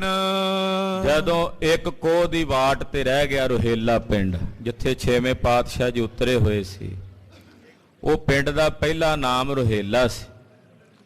ਪਿੰਡ ਵੀ ਕਾਹਦਾ ਸੀ, ਥੋੜੇ ਬਹੁਤੇ ਘਰ ਸੀ ਇੱਕ ਬੰਨੇ, ਬਾਕੀ ਥੇ ਹੀ ਸੀ। ਸਤਿਗੁਰੂ ਜੀ ਪਰਉਪਕਾਰ ਕਰਕੇ ਪਿੰਡ ਵਸਾ ਰਹੇ ਨੇ ਤੇ ਨਾਮ ਇਹਦਾ ਹਰਗੋਬਿੰਦਪੁਰਾ ਰੱਖਿਆ। ਜਦੋਂ ਇੱਥੇ ਪਹੁੰਚੇ ਇੱਕ ਕੋਹ ਦੀ ਵਾਟ ਰਹਿ ਗਈ ਤੇ ਸੂਬਾ ਜਲੰਧਰ ਅਬਦੁੱਲਾ ਖਾਨ ਇਹ ਖਲੋ ਗਿਆ। ਕਰੀ ਸੰਭਾਰਨ ਸੈਨ ਕੀ ਸੈਨਾਪਤ ਬਲਵਾਨ। ਇਹਨੇ ਆਪਣੀ ਸੈਨਾ ਦੀ ਸੰਭਾਲ ਕੀਤੀ ਵੀ ਪਿੱਛੇ ਫੌਜਾਂ ਆਉਂਦੀਆਂ ਉਹਨਾਂ ਨੂੰ ਰਲਾ ਕੇ ਪਹਿਲਾਂ ਇਕੱਠਿਆਂ ਕਰ ਲਾ। ਵਿਉਂਤਬੰਦੀ ਵੀ ਬਣਾਉਣੀ ਸੀ, ਕਿਉਂਕਿ ਜਲੰਧਰ ਤੋਂ ਤੁਰੇ ਆ, ਲੰਮਾ ਪੈਂਡਾ ਸੀ, ਤੈਅ ਕਰਕੇ ਆਏ ਨੇ ਹਰਗੋਬਿੰਦਪੁਰੇ ਤਾਈਂ। ਇੱਥੇ ਤੱਕ ਹੁਣ ਕੁਝ ਫੌਜ ਪਿੱਛੇ ਰਹਿ ਗਈ, ਉਹਨਾਂ ਨੂੰ ਸਾਰਿਆਂ ਨੂੰ ਇਕੱਠਾ ਕਰਨ ਲੱਗਾ। ਜਿਹੜੇ ਦੇ ਬੜੇ ਬੜੇ ਬਲੀ ਸੈਨਾਪਤੀ ਸਨ, ਜਿਹੜੇ ਸਾਰੇ ਜੰਗ ਦੇ ਵਿੱਚ ਦੇਖ ਰੇਖ ਕਰਕੇ ਜੰਗ ਲੜਨ ਵਾਲੇ ਸੀ, ਜਾਂ ਇਦਾਂ ਕਹਿ ਲੋ ਇਹਦੀ ਫੌਜ ਦੇ ਜਿਹੜੇ ਥੰਮ ਸੀ, ਉਹ ਜਿਹੜੇ ਬੜੇ ਬੜੇ ਬਲਵਾਨ ਸੈਨਾਪਤੀ ਸਨ, ਉਹਨਾਂ ਸੈਨਾਪਤੀਆਂ ਨੂੰ ਅਬਦੁੱਲ ਖਾਨ ਨੇ ਆਪਣੇ ਕੋਲ ਸੱਦਿਆ, ਕੋਲ ਬੁਲਾਇਆ। ਚੌਪਈ ਲਰਨ ਜੰਗ ਕੋ ਬਿਉਤ ਵਿਚਾਰਾ। ਇਹਨੇ ਜੰਗ ਦੇ ਵਿੱਚ ਲੜਨ ਦੀ ਵਿਉਂਤਬੰਦੀ ਕੀਤੀ। ਜੰਗ ਇਦਾਂ ਹੀ ਥੋੜੀ ਲੜੇ ਜਾਂਦੇ ਐ, ਜੰਗ ਲੜਨ ਤੋਂ ਪਹਿਲਾਂ ਵਿਧੀਆਂ ਰਚੀਆਂ ਜਾਂਦੀਆਂ, ਤਰੀਕੇ ਬਣਾਏ ਜਾਂਦੇ, ਸੋਚਿਆ ਜਾਂਦਾ, ਵਿਚਾਰਿਆ ਜਾਂਦਾ ਕਿੱਧਰੋਂ ਹਮਲਾ ਹੋਵੇਗਾ, ਕਿਵੇਂ ਹਮਲਾ ਕਰਨਾ, ਫੌਜ ਦੇ ਕਿੰਨੇ ਜਥੇ ਬਣਾਣੇ ਨੇ, ਕਿੰਨੇ ਜਥਿਆਂ ਦੇ ਵਿੱਚ ਫੌਜ ਨੂੰ ਵੰਡ ਕੇ ਹਮਲਾ ਕੀਤਾ ਜਾਏ। ਉਹ ਸਾਰੀਆਂ ਵਿਉਂਤਬੰਦੀਆਂ ਕਰਨ ਲਈ ਇਹਨੇ ਆਪਣੇ ਜਿੰਨੇ ਜਰਨੈਲ ਸੀ ਉਹ ਸਾਰੇ ਜਰਨੈਲ ਸੈਨਾਪਤੀ ਬੁਲਾ ਲਏ ਔਰ ਉਹਨਾਂ ਨਾਲ ਵਿਉਂਤਬੰਦੀ ਦੀ ਵਿਚਾਰ ਕਰਦਾ ਜੰਗ ਲੜਨ ਦੀ। ਪ੍ਰਿਤਕ ਪ੍ਰਿਤਕ ਦਲ ਭਾਗ ਸੁਧਾਰਾ। ਇਹਨੇ ਆਪਣਾ ਜਿੰਨਾ ਦਲ ਸੀ 15,000 ਫੌਜ ਦਾ, ਉਹਨੂੰ ਵੱਖੋ ਵੱਖਰੇ ਹਿੱਸਿਆਂ 'ਚ ਵੰਡਿਆ, ਕਿਉਂਕਿ ਸਿੱਧਾ ਤਾਂ ਨਹੀਂ ਸੀ 15,000 ਲੈ ਕੇ ਸਿੱਧਾ 15,000 ਨੂੰ ਹਮਲਾ ਬੁਲਾ ਦਿੰਦਾ। ਜਥੇ ਬਣਾਏ ਸੀ, ਵੱਖੋ ਵੱਖਰੇ ਵੰਡ ਕਰਨੀ ਸੀ। ਜਿਹਨੂੰ ਆਪਾਂ ਮਿਸਲਾਂ ਕਹਿ ਦਿੰਦੇ, ਜਿਵੇਂ ਪੰਥ ਦੀਆਂ ਵੀ ਮਿਸਲਾਂ ਬਣੀਆਂ ਨਾ, ਜਦੋਂ ਖਾਲਸੇ ਪੰਥ ਦੀ ਬਹੁਤ ਗਿਣਤੀ ਵੱਧ ਗਈ ਤਾਂ ਪੰਥ ਦੀਆਂ ਖਾਲਸੇ ਪੰਥ ਦੀਆਂ ਫਿਰ ਉਸ ਵੇਲੇ 12 ਮਿਸਲਾਂ ਬਣੀਆਂ ਸਨ, ਜਿਹਦੇ 'ਚ 11 ਮਿਸਲਾਂ ਜਿਹੜੀਆਂ ਸਨ ਉਹ ਵੱਧ ਸਰਗਰਮ ਰਹੀਆਂ 12ਵੀਂ ਮਿਸਲ ਇੱਧਰ ਮਾਲਵੇ ਦੇ ਇਲਾਕੇ 'ਚ ਫੂਲਕਿਆਂ ਦੀ ਇੱਧਰ ਹੀ ਫਿਰਦੀ ਰਹੀ। ਬਾਕੀ ਦੀਆਂ 11 ਮਿਸਲਾਂ ਅਬਦਾਲੀ ਨਾਲ ਜੰਗ ਦੇ ਮੈਦਾਨ ਦੇ ਵਿੱਚ ਲੜਦੀਆਂ ਭਿੜਦੀਆਂ ਰਹੀਆਂ। ਤੇ ਮਿਸਲਾਂ ਬਣਾਉਣ ਦਾ ਮਤਲਬ ਹੀ ਇਹ ਸੀ ਵੀ ਵੱਖੋ ਵੱਖਰੇ ਜਥੇ ਬਣਾ ਦੇਣੇ ਫੌਜ, ਕਿਉਂਕਿ ਇੱਕੋ ਦਲ ਦੇ ਵਿੱਚ ਹੁਣ ਵੀ ਜਿਹੜੀ ਮਿਲਟਰੀ ਹੁੰਦੀ ਹੈ, ਫੌਜ ਹੁੰਦੀ ਹੈ, ਉਹਦੇ ਵੱਖੋ ਵੱਖਰੀਆਂ ਰੈਜੀਮੈਂਟਾਂ ਬਣਾਈਆਂ ਜਾਂਦੀਆਂ ਹਨ, ਦਸਤੇ ਬਣਾਏ ਜਾਂਦੇ ਹਨ, ਕੁਝ 500 ਦੇ, ਕੁਝ 1000 ਦੇ, 10,000 ਦੇ, ਤਾਂ ਵੱਖੋ ਵੱਖਰੀ ਫੌਜ ਤਿਆਰ ਕੀਤੀ ਜਾਂਦੀ ਹੈ। ਤੋ ਇਹਦੇ ਵੀ 15,000 ਫੌਜ ਸੀ ਸੂਬੇ ਜਲੰਧਰ ਦੇ ਕੋਲ, ਉਹਨੂੰ ਇਹਨੇ ਵੱਖਰੇ ਵੱਖਰੇ ਹਿੱਸਿਆਂ ਦੇ ਵਿੱਚ ਵੰਡਣਾ ਕੀਤਾ। ਜਥੇਦਾਰ ਇੱਕ ਬੈਰਮ ਖਾਨ, ਸੂਬੇ ਜਲੰਧਰ ਦੇ ਜਰਨੈਲਾਂ ਵਿੱਚੋਂ ਇੱਕ ਇਹਦਾ ਜਰਨੈਲ ਸੀ ਬੈਰਮ ਖਾਨ। ਅੱਗੇ ਕਥਾ ਆਵੇਗੀ। ਇਹ ਬੈਰਮ ਖਾਨ ਬੜੀ ਬਹਾਦਰੀ ਨਾਲ ਜੰਗ ਦੇ ਮੈਦਾਨ 'ਚ ਲੜਿਆ, ਬੜਾ ਸੂਰਮਾ ਸੀ, ਯੋਧਾ ਸੀ। ਆਪਣੇ ਜਰਨੈਲਾਂ ਵਿੱਚੋਂ ਇੱਕ ਬੈਰਮ ਖਾਨ ਨਾਮ ਦੇ ਜਰਨੈਲ ਨੂੰ ਇਹਨੇ ਬੁਲਾਇਆ। ਸ਼ਸਤਰ ਤਰਨ ਮੈਂ ਸੁਪੱਟ ਮਹਾਨ, ਜਿਹੜਾ ਬੈਰਮ ਖਾਨ ਸੀ ਇਹ ਸ਼ਸਤਰ ਧਾਰਨ ਕਰਨ 'ਚ ਬੜਾ ਸੂਰਮਾ ਸੀ। ਹਰ ਇੱਕ ਤਰ੍ਹਾਂ ਦਾ ਸ਼ਸਤਰ, ਤਲਵਾਰ ਚਲਾਣੀ ਇਹਨੂੰ ਆਉਂਦੀ ਸੀ, ਬੰਦੂਕ ਚਲਾਣੀ ਇਹਨੂੰ ਆਉਂਦੀ ਸੀ, ਨੇਜੇਬਾਜੀ ਇਹਨੂੰ ਆਉਂਦੀ ਸੀ, ਘੋੜ ਸਵਾਰੀ ਦਾ ਪੂਰਾ ਸ਼ਾਹ ਸਵਾਰ ਇਹ ਸੀ। ਯਾਨੀ ਕਿ ਹਰ ਇੱਕ ਪ੍ਰਕਾਰ ਦਾ ਸ਼ਸਤਰ ਚਲਾਣਾ ਬੈਰਮ ਖਾਨ ਜਾਣਦਾ ਸੀ। ਵਿਦਿਆ ਖੜਗ ਪ੍ਰਹਾਰਨ ਕੀਰੀ, ਖਾਸ ਕਰਕੇ ਇਹਦੇ ਕੋਲ ਜਿਹੜੀ ਵਿਦਿਆ ਦੀ ਮਹਾਰਤ ਸੀ ਉਹ ਸੀ ਤਲਵਾਰ ਚਲਾਣ ਦੀ। ਇਹਦੇ ਵਰਗੀ ਤਲਵਾਰਬਾਜ਼ੀ ਨਹੀਂ ਸੀ ਇਹਦੀ ਫੌਜ 'ਚ ਕੋਈ ਕਰਦਾ। ਤਲਵਾਰ ਚਲਾਣ ਵਿੱਚ ਇਹਦਾ ਕੋਈ ਸਾਨੀ ਨਹੀਂ ਸੀ। ਪਟੇਬਾਜ਼ੀ ਕੀ ਰੀਤ ਬਡੇਰੀ, ਜਿਹੜੀ ਪਟੇਬਾਜ਼ੀ ਦੀ ਵਿਦਿਆ ਹੁੰਦੀ, ਤਲਵਾਰ ਦੇ ਵਾਰ, ਤਲਵਾਰ ਢਾਲ ਦੇ ਵਾਰ ਹੁੰਦੇ ਨੇ, ਉਹ ਤਲਵਾਰ ਢਾਲ ਦੇ ਵਾਰ ਇਹਨੂੰ ਸਾਰੇ ਆਉਂਦੇ ਸਨ। 1000 ਸੰਗ ਦਲ ਕੀਨਾ, ਸੂਬੇ ਜਲੰਧਰ ਨੇ 1000 ਫੌਜ ਦਾ ਜਥਾ ਇਹਦੇ ਮਤਹਿਤ ਕਰਤਾ। ਬੈਰਮ ਖਾਨ ਨੂੰ ਕਿਹਾ ਵੀ ਆਹ 1000 ਫੌਜ ਦਾ ਦਸਤਾ ਤੇਰੇ ਨਾਲ ਰਹੇਗਾ, ਇਹਨਾਂ ਨੂੰ ਨਾਲ ਲੈ ਕੇ ਤੂੰ ਤਲਵਾਰ ਢਾਲ ਲੈ ਕੇ ਜੰਗ ਕਰਨਾ ਗੁਰੂ ਸਾਹਿਬ ਜੀ ਦੀਆਂ ਫੌਜਾਂ ਦੇ ਨਾਲ।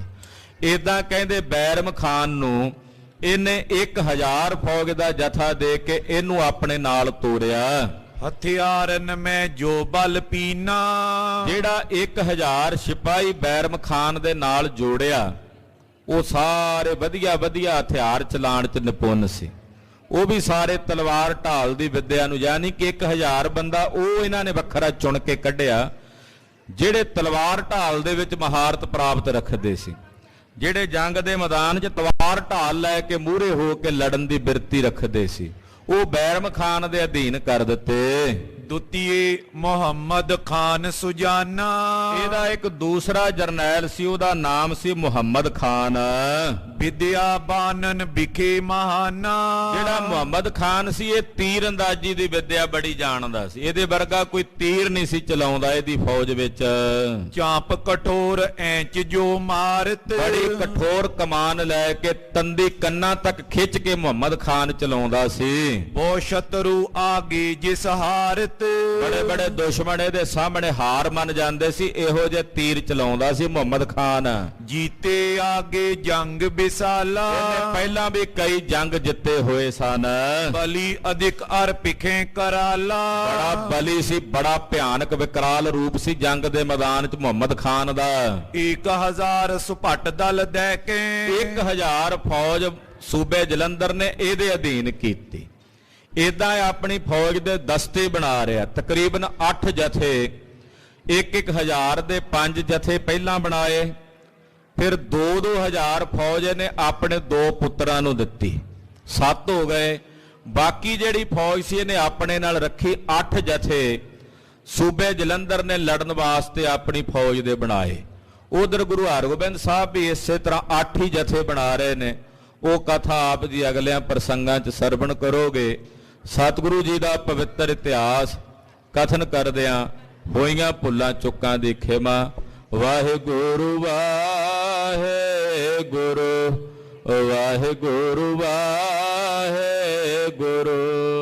ਵਾਹਿਗੁਰੂ ਵਾਹਿਗੁਰੂ ਵਾਹਿਗੁਰੂ ਵਾਹਿਗੁਰੂ। ਜਾਹਰ ਪੀਰ ਜਗਤ ਗੁਰ ਬਾਬਾ, ਜਾਹਰ ਪੀਰ ਜਗਤ ਗੁਰ ਬਾਬਾ, ਹਰ ਪੀਰ